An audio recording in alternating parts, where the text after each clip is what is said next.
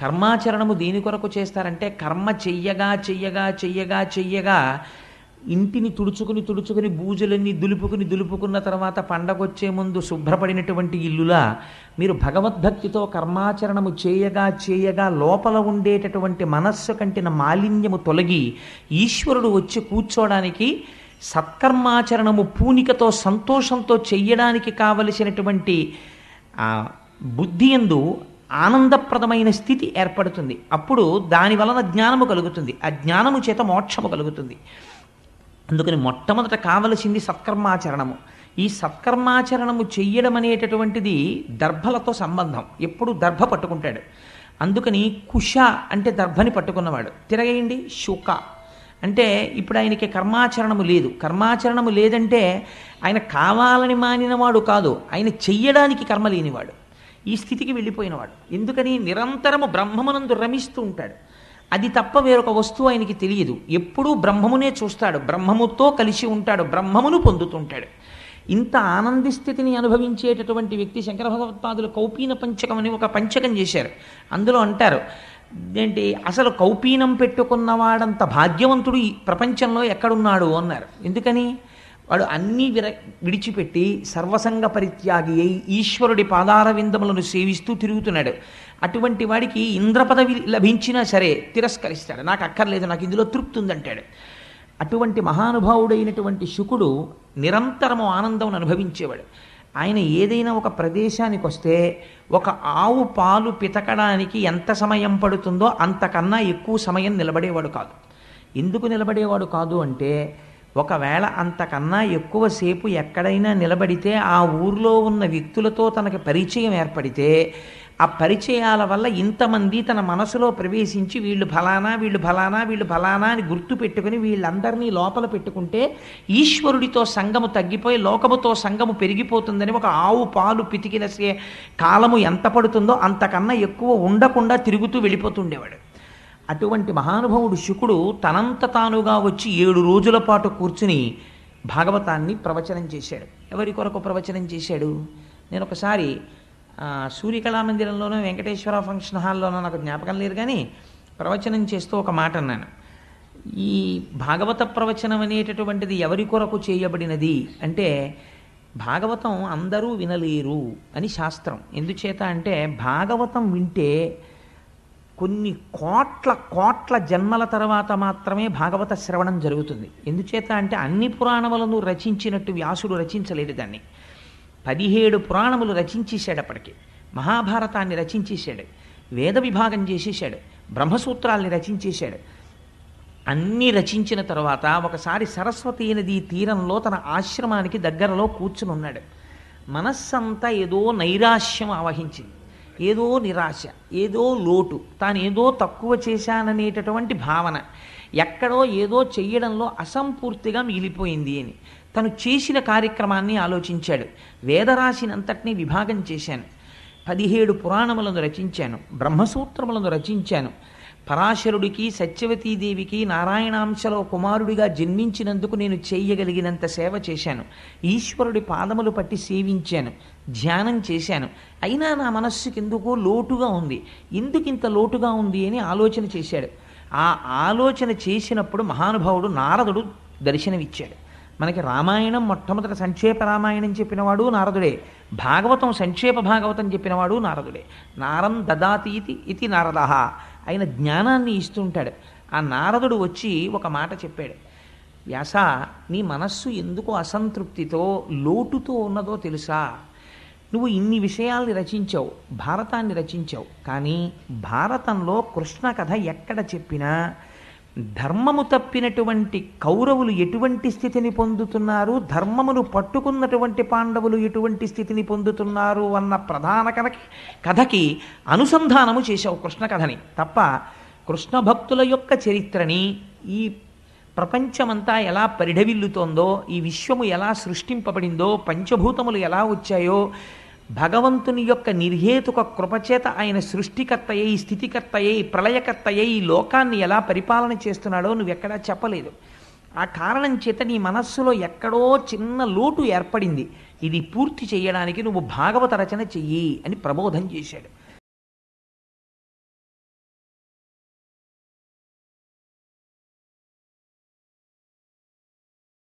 భగవంతుని యొక్క అనుగ్రహం చాలా ఆశ్చర్యకరంగా ఉంటుంది. ఎందుచేత అంటే కృష్ణ భగవానుడు అరణ్యంలో ఎందుకు పనికి రాకుండా పడిపోయినటువంటి ఒక ఎండు పుల్లని తీసుకుని తన నోటి దగ్గర పెట్టి మురళిగా దాన్ని వాయించి దాని జన్మకి సార్థకత వహించాడు. అలా ఎందుకు పనికిరానటువంటి నన్ను స్వీకరించి స్వామి నా చేత భాగవతం చెప్పించాలి అని నిర్ణయం చేశాడు. నా జన్మ సాఫల్యం చెందింది అనడానికి నాకు ఇంతకన్నా ఆనందదాయకమైన విషయం ఏముంటుంది? ఎందుచేత నేను ఈ మాట అంటున్నానంటే, మిగిలినటువంటి పురాణములు వేరు, భాగవతం ఒక్కటి ఒక ఎత్తు.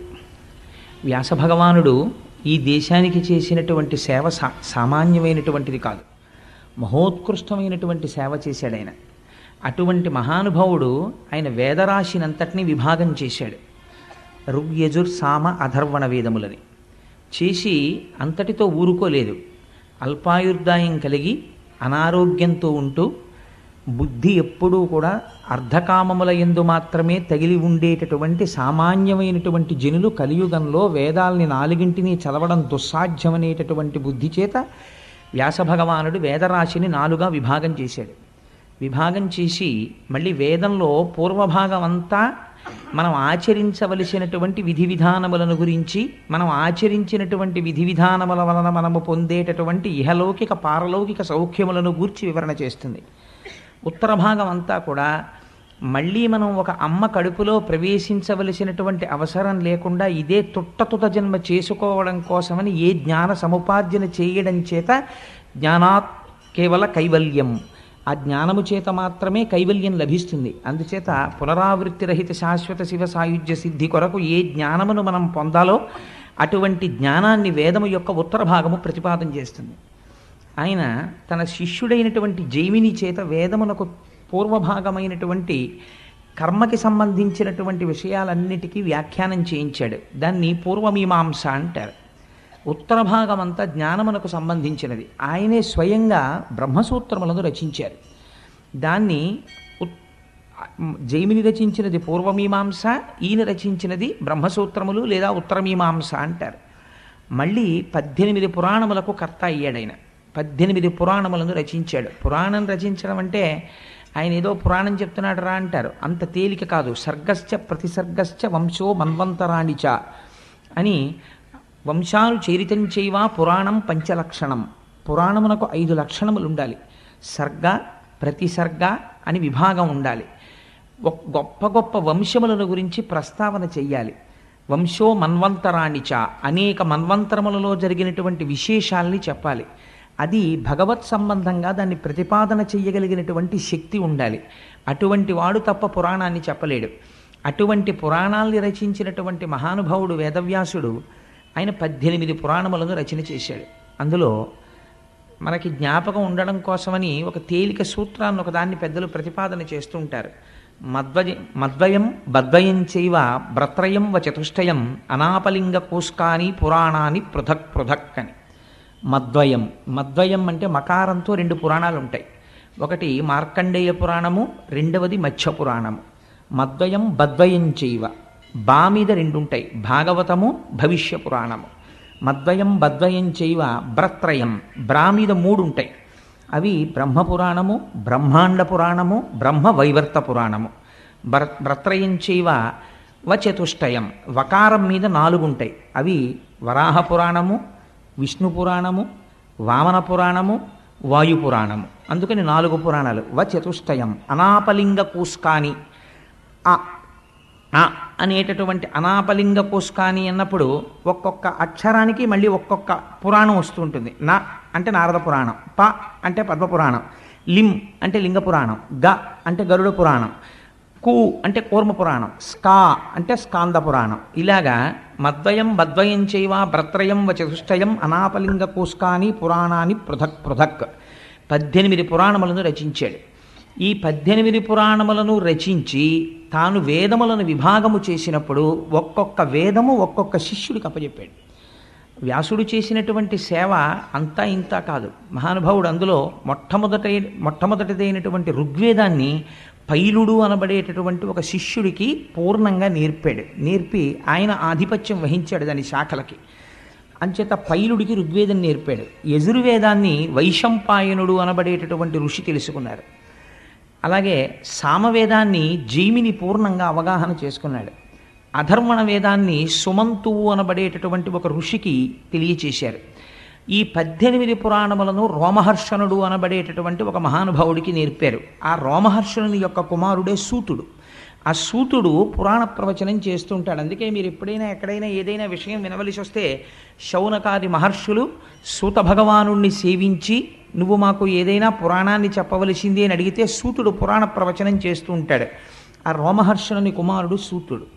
ఆశ్చర్యం ఏమిటంటే పురాణ వాంగ్మయాన్నంతటినీ కూడా ప్రవచనం చేసినటువంటి వాళ్ళు సూతుడు రోమహర్షణుడు అయితే ఒక్క భాగవతాన్ని మాత్రం శుకబ్రహ్మ చెప్పారు. శుకబ్రహ్మ సాక్షాత్ వేదవ్యాసుని యొక్క కుమారుడు. ఆయన పుట్టుక చేతనే అపారమైనటువంటి జ్ఞాన వైరాగ్యములు భక్తి కలిగినటువంటి వాడు.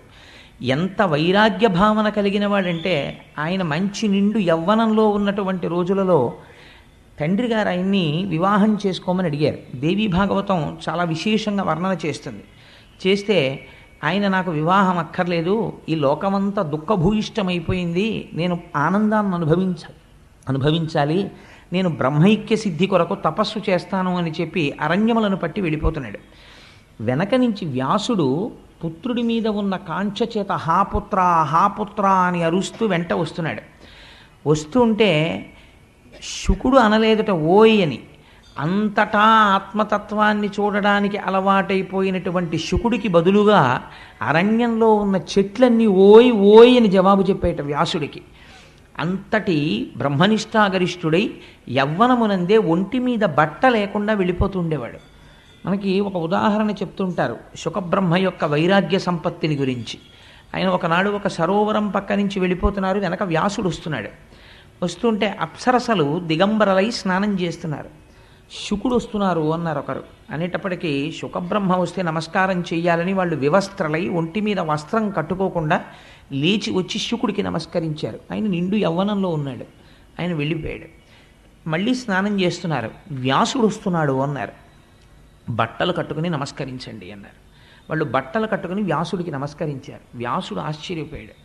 నా కుమారుడు యవ్వనంలో ఉన్నాడు, నేను వార్ధక్యమునందున్నాను, నేను వస్తే మీరు వస్త్రములు కట్టుకుని నమస్కరించారు, నా కుమారుడు వెళ్ళిపోతుంటే వస్త్రములు లేకుండా నమస్కరించారు, ఏమిటి తేడా అని అడిగాడు. అడిగితే అప్సరసలు అన్నారు, నీ కుమారుడికి స్త్రీ పురుష భేదము తెలియదు, అంతటా బ్రహ్మం ఒక్కటే చూస్తాడు, నీకు తెలుసు స్త్రీ పురుష భేదం, అందుకని నీకు బట్టలు కట్టుకుని నమస్కరించామన్నారు. అది శుకబ్రహ్మ యొక్క వైరాగ్య సంపత్తి అంటే. శుకుడంటే ఎంత గొప్పవాడో తెలుసా అండి. అందుకే ఒక్క భాగవతం మాత్రం వేరొకరితో చెప్పించలేదు. భాగవతం చెప్పడానికి ఒక సమర్థత చూశాడు ఈశ్వరుడు. ఏమా సమర్థత అంటే, కుశ అన్నమాట మీరు వినుంటారు. కుశ అంటే దర్భ. దర్భ చేతితో పట్టుకున్నంతసేపు కర్మాచరణము చేస్తాడు. కర్మాచరణము దేని కొరకు చేస్తారంటే, కర్మ చెయ్యగా చెయ్యగా చెయ్యగా చెయ్యగా ఇంటిని తుడుచుకుని బూజులన్నీ దులుపుకున్న తర్వాత పండగొచ్చే ముందు శుభ్రపడినటువంటి ఇల్లులా మీరు భగవద్భక్తితో కర్మాచరణము చేయగా చేయగా లోపల ఉండేటటువంటి మనస్సు కంటిన మాలిన్యము తొలగి ఈశ్వరుడు వచ్చి కూర్చోడానికి, సత్కర్మాచరణము పూనికతో సంతోషంతో చెయ్యడానికి కావలసినటువంటి బుద్ధి యందు ఆనందప్రదమైన స్థితి ఏర్పడుతుంది. అప్పుడు దాని వలన జ్ఞానము కలుగుతుంది. ఆ జ్ఞానము చేత మోక్షము కలుగుతుంది. అందుకని మొట్టమొదట కావలసింది సత్కర్మాచరణము. ఈ సత్కర్మాచరణము చెయ్యడం అనేటటువంటిది దర్భలతో సంబంధం. ఎప్పుడు దర్భ పట్టుకుంటాడు. అందుకని కుశ అంటే దర్భని పట్టుకున్నవాడు. తిరగేయండి శుక అంటే ఇప్పుడు ఆయనకి కర్మాచరణము లేదు. కర్మాచరణము లేదంటే ఆయన కావాలని మానినవాడు కాదు, ఆయన చెయ్యడానికి కర్మ లేనివాడు. ఈ స్థితికి వెళ్ళిపోయినవాడు. ఎందుకని నిరంతరము బ్రహ్మమునందు రమిస్తూ ఉంటాడు. అది తప్ప వేరొక వస్తువు ఆయనకి తెలియదు. ఎప్పుడూ బ్రహ్మమునే చూస్తాడు, బ్రహ్మముతో కలిసి ఉంటాడు, బ్రహ్మమును పొందుతుంటాడు. ఇంత ఆనంది స్థితిని అనుభవించేటటువంటి వ్యక్తి శంకర భగవత్పాదులు కౌపీన పంచకం అని ఒక పంచకం చేశారు. అందులో అంటారు ఏంటి, అసలు కౌపీనం పెట్టుకున్నవాడంత భాగ్యవంతుడు ఈ ప్రపంచంలో ఎక్కడున్నాడు అన్నారు. ఎందుకని? వాడు అన్నీ విడిచిపెట్టి సర్వసంగ పరిత్యాగి అయి ఈశ్వరుడి పాదార విందములను సేవిస్తూ తిరుగుతున్నాడు. అటువంటి వాడికి ఇంద్ర పదవి లభించినా సరే తిరస్కరిస్తాడు. నాకు అక్కర్లేదు, నాకు ఇందులో తృప్తి ఉందంటాడు. అటువంటి మహానుభావుడైనటువంటి శుకుడు నిరంతరము ఆనందం అనుభవించేవాడు. ఆయన ఏదైనా ఒక ప్రదేశానికి వస్తే ఒక ఆవు పాలు పితకడానికి ఎంత సమయం పడుతుందో అంతకన్నా ఎక్కువ సమయం నిలబడేవాడు కాదు. ఎందుకు నిలబడేవాడు కాదు అంటే, ఒకవేళ అంతకన్నా ఎక్కువసేపు ఎక్కడైనా నిలబడితే ఆ ఊర్లో ఉన్న వ్యక్తులతో తనకి పరిచయం ఏర్పడితే ఆ పరిచయాల వల్ల ఇంతమంది తన మనసులో ప్రవేశించి వీళ్ళు ఫలానా వీళ్ళు ఫలానా వీళ్ళు ఫలానా అని గుర్తు పెట్టుకుని వీళ్ళందరినీ లోపల పెట్టుకుంటే ఈశ్వరుడితో సంగము తగ్గిపోయి లోకముతో సంగము పెరిగిపోతుందని ఒక ఆవు పాలు పితికిన కాలము ఎంత పడుతుందో అంతకన్నా ఎక్కువ ఉండకుండా తిరుగుతూ వెళ్ళిపోతుండేవాడు. అటువంటి మహానుభావుడు శుకుడు తనంత తానుగా వచ్చి 7 రోజుల పాటు కూర్చుని భాగవతాన్ని ప్రవచనం చేశాడు. ఎవరి కొరకు ప్రవచనం చేశాడు? నేను ఒకసారి సూర్యకళామందిరంలోనూ వెంకటేశ్వర ఫంక్షన్ హాల్లోనూ నాకు జ్ఞాపకం లేదు, కానీ ప్రవచనం చేస్తూ ఒక మాట అన్నాను. ఈ భాగవత ప్రవచనం అనేటటువంటిది ఎవరి కొరకు చేయబడినది అంటే, భాగవతం అందరూ వినలేరు అని శాస్త్రం. ఎందుచేత అంటే భాగవతం వింటే కొన్ని కోట్ల జన్మల తర్వాత మాత్రమే భాగవత శ్రవణం జరుగుతుంది. ఎందుచేత అంటే అన్ని పురాణములను రచించినట్టు వ్యాసుడు రచించలేడు దాన్ని. 17 పురాణములు రచించేశాడు. అప్పటికి మహాభారతాన్ని రచించేశాడు, వేద విభాగం చేసేశాడు, బ్రహ్మసూత్రాల్ని రచించేశాడు. అన్నీ రచించిన తర్వాత ఒకసారి సరస్వతీ నదీ తీరంలో తన ఆశ్రమానికి దగ్గరలో కూర్చుని ఉన్నాడు. మనస్సంతా ఏదో నైరాశ్యం ఆవహించింది, ఏదో నిరాశ, ఏదో లోటు, తాను ఏదో తక్కువ చేశాననేటటువంటి భావన, ఎక్కడో ఏదో చెయ్యడంలో అసంపూర్తిగా మిగిలిపోయింది అని తను చేసిన కార్యక్రమాన్ని ఆలోచించాడు. వేదరాశినంతటినీ విభాగం చేశాను, 17 పురాణములను రచించాను, బ్రహ్మసూత్రములను రచించాను, పరాశరుడికి సత్యవతీదేవికి నారాయణాంశలో కుమారుడిగా జన్మించినందుకు నేను చేయగలిగినంత సేవ చేశాను, ఈశ్వరుడి పాదములు పట్టి సేవించాను, ధ్యానం చేశాను. అయినా నా మనస్సుకి ఎందుకో లోటుగా ఉంది. ఎందుకింత లోటుగా ఉంది అని ఆలోచన చేశాడు. ఆ ఆలోచన చేసినప్పుడు మహానుభావుడు నారదుడు దర్శనమిచ్చాడు. మనకి రామాయణం మొట్టమొదటి సంక్షేప రామాయణం చెప్పినవాడు నారదుడే, భాగవతం సంక్షేప భాగవతం చెప్పినవాడు నారదుడే. నారం దదాతీతి ఇది నారదః, ఆయన జ్ఞానాన్ని ఇస్తుంటాడు. ఆ నారదుడు వచ్చి ఒక మాట చెప్పాడు. వ్యాస, నీ మనస్సు ఎందుకు అసంతృప్తితో లోటుతో ఉన్నదో తెలుసా? నువ్వు ఇన్ని విషయాల్ని రచించావు, భారతాన్ని రచించావు, కానీ భారతంలో కృష్ణ కథ ఎక్కడ చెప్పినా ధర్మము తప్పినటువంటి కౌరవులు ఎటువంటి స్థితిని పొందుతున్నారు, ధర్మమును పట్టుకున్నటువంటి పాండవులు ఎటువంటి స్థితిని పొందుతున్నారు అన్న ప్రధాన కథకి అనుసంధానము చేశావు కృష్ణ కథని తప్ప కృష్ణ భక్తుల యొక్క చరిత్రని, ఈ ప్రపంచమంతా ఎలా పరిఢవిల్లుతోందో, ఈ విశ్వము ఎలా సృష్టింపబడిందో, పంచభూతములు ఎలా వచ్చాయో, భగవంతుని యొక్క నిర్హేతుక కృపచేత ఆయన సృష్టికర్తయ్యి, స్థితికర్తయ్యి, ప్రళయకర్తయ్యి ఈ లోకాన్ని ఎలా పరిపాలన చేస్తున్నాడో నువ్వెక్కడా చెప్పలేదు. ఆ కారణం చేత నీ మనస్సులో ఎక్కడో చిన్న లోటు ఏర్పడింది. ఇది పూర్తి చేయడానికి నువ్వు భాగవత రచన చెయ్యి అని ప్రబోధం చేశాడు. అప్పుడు ఆనందాన్ని పొందినటువంటి వాడై వ్యాసభగవానుడు ధ్యానమగ్నుడై ఆచమనం చేసి కూర్చుని అప్పుడు భాగవతాన్ని రచించడం ప్రారంభించాడు. ఇంత చేసిన తరువాత ఏది చెయ్యడం మిగిలిపోయిందని వ్యాసుడు నైరాశ్యం చెందాడో, ఏది అందించడం చేత తన జన్మ సార్థకత పొందుతుందనుకున్నాడో, ఏది అందించిన తరువాత, ఏది తెలుసుకున్న తర్వాత మనిషిలో ఒక గొప్ప మార్పు వస్తుందో, కొన్ని కోట్ల జన్మల నుంచి మనసు ఏది పట్టుకోకపోవడం వల్ల అలా తిరిగిందో, ఏది పట్టుకోవడం వల్ల మనుష్య జన్మకి సార్థకత సిద్ధిస్తుందో, అటువంటి మహౌషధాన్ని మహానుభావుడు అందించడం ప్రారంభం చేశాడు. అందుకే అది వేరొకరు చెప్పడానికి కుదరదు. అది సాక్షాత్తుగా ఉపనిషత్తుల యొక్క సారాంశము. జ్ఞానమంతా కూడా భాగవతమునందు నిక్షేపింపబడింది. ఇది చెప్పడానికి శుకబ్రహ్మ మాత్రమే చెప్పాలి. అందుకని తన కుమారుడైనటువంటి శుకబ్రహ్మకి భాగవతాన్ని ప్రబోధం చేసి ఆ భాగవతం శుకబ్రహ్మ పరీక్షిత్ మహారాజు గారికి 7 రోజులు చెప్పాడు. ఎటువంటి పరిస్థితిలో చెప్పాడు? భాగవతం చెప్పబడినటువంటి పరిస్థితిని మీరు విచారణ చేయాలి. చెప్పినది 7 రోజులే, అంతకన్నా ఒక్కరోజు చెప్పలేదు. ఎందుకు 7 రోజులు చెప్పవలసి వచ్చింది? అసలు పరీక్షిత్తుకి శాపం ఎందుకు వచ్చింది? ఎందుకు విన్నాడు? ఈ విషయాలు రేపు ఎలాగో కథాభాగంలో వచ్చేస్తాయి. వచ్చినప్పుడు మీరు వాటిని విందురు. కానీ కలిపురుషుడు ఎందుకు వచ్చాడు, అసలు ఎందుకు విభాగం చేశారు, ఎందుకు పరీక్షిత్తుకి అటువంటి శాపం వచ్చింది, వచ్చాక ఏం చేశాడు, అసలు నిజంగా ఆ గంగ ఒడ్డుకి ఎలా వెళ్ళాడు, ఈ విషయాల్ని రేపు విచారణ చేద్దాం మనం. కానీ 7 రోజుల పాటు భాగవతం చెప్పాడు. 7 రోజులు చెప్పడం వల్ల సాధారణంగా భాగవతాన్ని సప్తాహము అంటుంటారు. నేను తరచూ ఒక మాట చెప్తూ ఉంటాను, భాగవతాన్ని సప్తాహంగా చెప్పుకోవడం వెనకాతల ఒక రహస్యం ఉంది.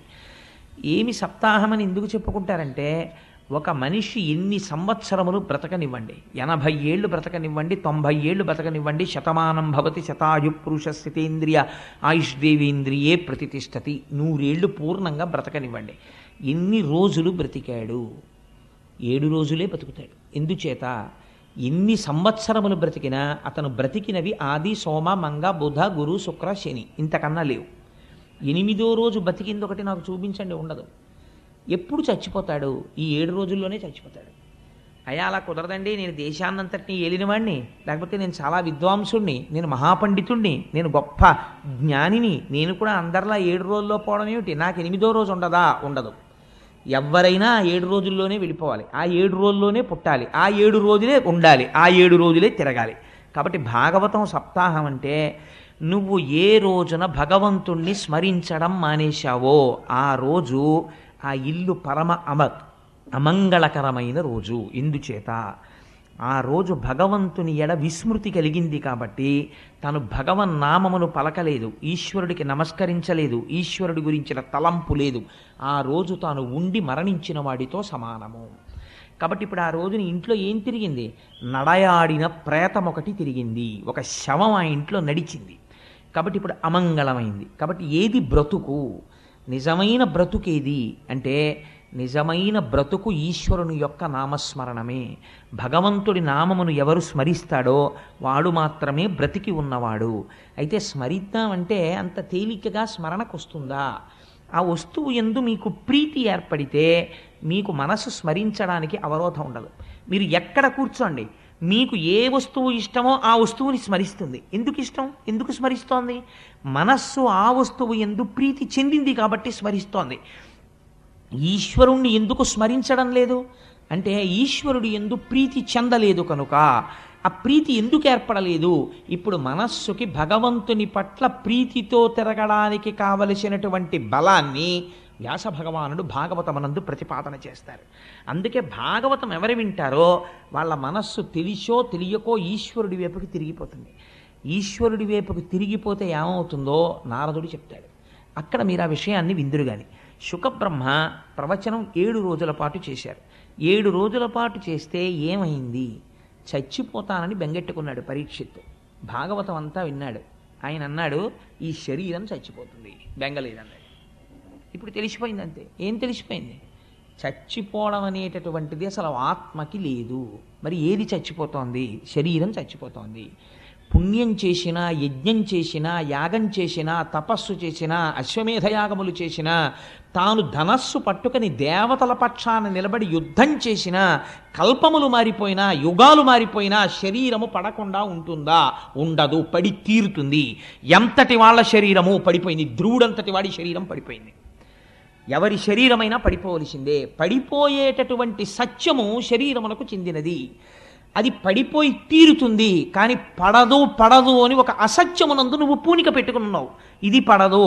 ఈ భ్రాంతి చేత లోకమునందు సంగము కలిగి చేయకూడని పనులన్నింటికీ చెయ్యడానికి ఆది ఎక్కడ పడింది అంటే, ఇది ఉండిపోతుందన్న భ్రాంతి. ఇది వెళ్ళిపోతుంది, ఇది వెళ్ళిపోతున్నది వెళ్ళిపోయి తీరుతుంది, వెళ్ళనిది ఎప్పుడూ వెళ్ళదు. కాబట్టి నేననబడినది ఆత్మ అయితే దానికి చావు లేదు, నేననబడినది శరీరం అయితే ఇది చచ్చిపోయి తీరుతుంది. కాబట్టి ఉన్న సత్య వస్తువుని పట్టుకున్నావా మరణ భయం లేదు, అసత్య వస్తువుని పట్టుకున్నావా మరణ భయం ఉంది. మరణ భయంలోంచి సమస్తమైన అజ్ఞానం ఉంది, అవిద్య ఉంది, భయం ఉంది. ఏది పట్టుకుంటావు? సత్యాన్ని పట్టుకో. అంత తేలిగ్గా పట్టుకోగలవా? భాగవతం విన్నవాడు పట్టుకోగలడు. అలా పట్టుకునేటట్టు వ్యాసుడు భాగవతమునందు ప్రతిపాదన చేశాడు సత్య వస్తువు గురించి. అందుకని ఎవరు భాగవతం వింటున్నారో వారికి సత్యము పట్ల పూనిక కలుగుతుంది, ఈశ్వరుడి పట్ల పూనిక కలుగుతుంది. ఆయన పాదములు పట్టుకున్న వాళ్ళు ఎలా తరించారో భగవంతుని యొక్క భక్తుల గాథలు ఆవిష్కరింపబడతాయి. అందున ఆశ్చర్యం ఏమంటే, జరిగి భాగవతం ఉత్తరాయణంలో వచ్చింది మనకి. మనం ఇప్పుడు చెప్పబోతున్నటువంటి భాగవతం ఉత్తరాయణ పుణ్యకాలంలోకి వచ్చింది. పైగా మొదలుపెట్టి 4 రోజులు అవదు, రథసప్తం వచ్చేస్తుంది. ఇంకొక 4 రోజులు అవదు, భీష్మేకాదశి వచ్చేస్తుంది. భీష్ముడు స్తుతి చేశాడు శ్రీకృష్ణ భగవానుడి భాగవతంలో. ఎంత అద్భుతమైన స్థుతో! నేను ఒక్క మాట చెప్తున్నాను. మీరందరూ ఇలా చెప్తే ఏదో ఒక సోపుకో లేకపోతే ఒక రేజర్కో ఒక బ్లేడుకో అడ్వర్టైజ్ చేసుకున్నట్టు ఇలా చెప్తే మీరు వస్తారని నేను చెప్పట్లేదు. నేను ఒక్క మాట చెప్తున్నాను. నేను వెంకటేశ్వర ఫంక్షన్ హాల్లో భాగవతం చెప్తూ ఒక మాట అన్నాను. శుకబ్రహ్మ భాగవతం ఒక్కరికే చెప్పాడు, పరీక్షిన్ మహారాజుకి. భాగవతం చెప్పేటటువంటి వాడు జనం గురించి చూడకూడదు అన్నాడు. ఈశ్వరుడు నన్ను పరీక్ష పెట్టాలనుకున్నాడు. నువ్వు నిలబడగలవా, నేను చూస్తాననుకున్నాడు. ఒక 4 రోజులైన తర్వాత ఒక పెద్ద తుఫాన్ వచ్చింది. తుఫాన్ వస్తే నాకు రేపాక సుబ్బారావు ఫోన్ చేశారు, ఏమండి చాలా తుఫానుగా ఉంది, ఎవ్వరూ బయటికి రాలేరు, కాబట్టి హాలు నిండిపోయి బయటికి కుర్చీలేసి ఇన్నాళ్ళు మీరు భాగవతం చెప్పారు, ఇప్పుడు ఇవాళ మొత్తం వెంకటేశ్వర ఫంక్షన్ హాల్లో 2 ఉంటే గొప్ప, చెప్పేస్తారా అని అడిగారు. అడిగితే నేనన్నా 2 కూడా లేకపోతే ఎందుకైనా మంచిదని మా ఆవిడ్ని దొరగారిని తీసుకొస్తున్నాను, చెప్పేస్తానన్నాను. శుకుడు పరీక్షిత్తుకు ఒక్కడికే చెప్పాడు, నేను బయట తుఫానుగా ఉందని ఒకరోజు వాయిదా వేసే నైతిక అధికారం నాకెక్కడిది, అలా వేసిన నాడు ఇక వేరొకసారి భాగవతం ముట్టుకోవడానికి నాకు అధికారం ఈశ్వరుడు ఇవ్వడు అని నా భార్యని తీసుకుని వెడితే, ఆ రోజు ఎలా వచ్చారో నాకు తెలియదు, ఆశ్చర్యం, ఏదో 200-300 మంది వచ్చారనుకోండి పాపం, నేను దాని గురించి పెద్ద ప్రాధాన్యత ఇవ్వడం లేదు. ఆ రోజు భాగవతం చెప్పేశాను. తర్వాత రోజు చాలామంది అడిగారు, అదేంటంటే తుఫాన్లో చెప్పేశారా అని. తుఫాన్లో చెప్పేయడం కాదు, అది అలా చెప్పాలని ఉందంతే శాస్త్రంలో. శుకుడు అలా చెప్పాడు, పరీక్షిత్తు కోసం చెప్పాడంతే. ఒక్క వ్యక్తి ఆర్తి పొందాడు, జనన మరణములంటే ఏమిటో తెలుసుకోవాలని. ఆవు పాలు పితకడానికి ఎంత సమయం పడుతుందో అంతకన్నా ఎక్కువసేపు ఉండనివాడు 7 రాత్రులు 7 పగళ్ళు ఉన్నాడు కూర్చుని పరీక్షిత్తుకు చెప్పాడు. అది ఔదార్యం, గురువు యొక్క ఔదార్యం. అలా శుకుడు చెప్పి ఉండకపోతే ఇవాళ భాగవతం ప్రవచనం లేదు, భాగవతం అందింపబడదు లోకానికి.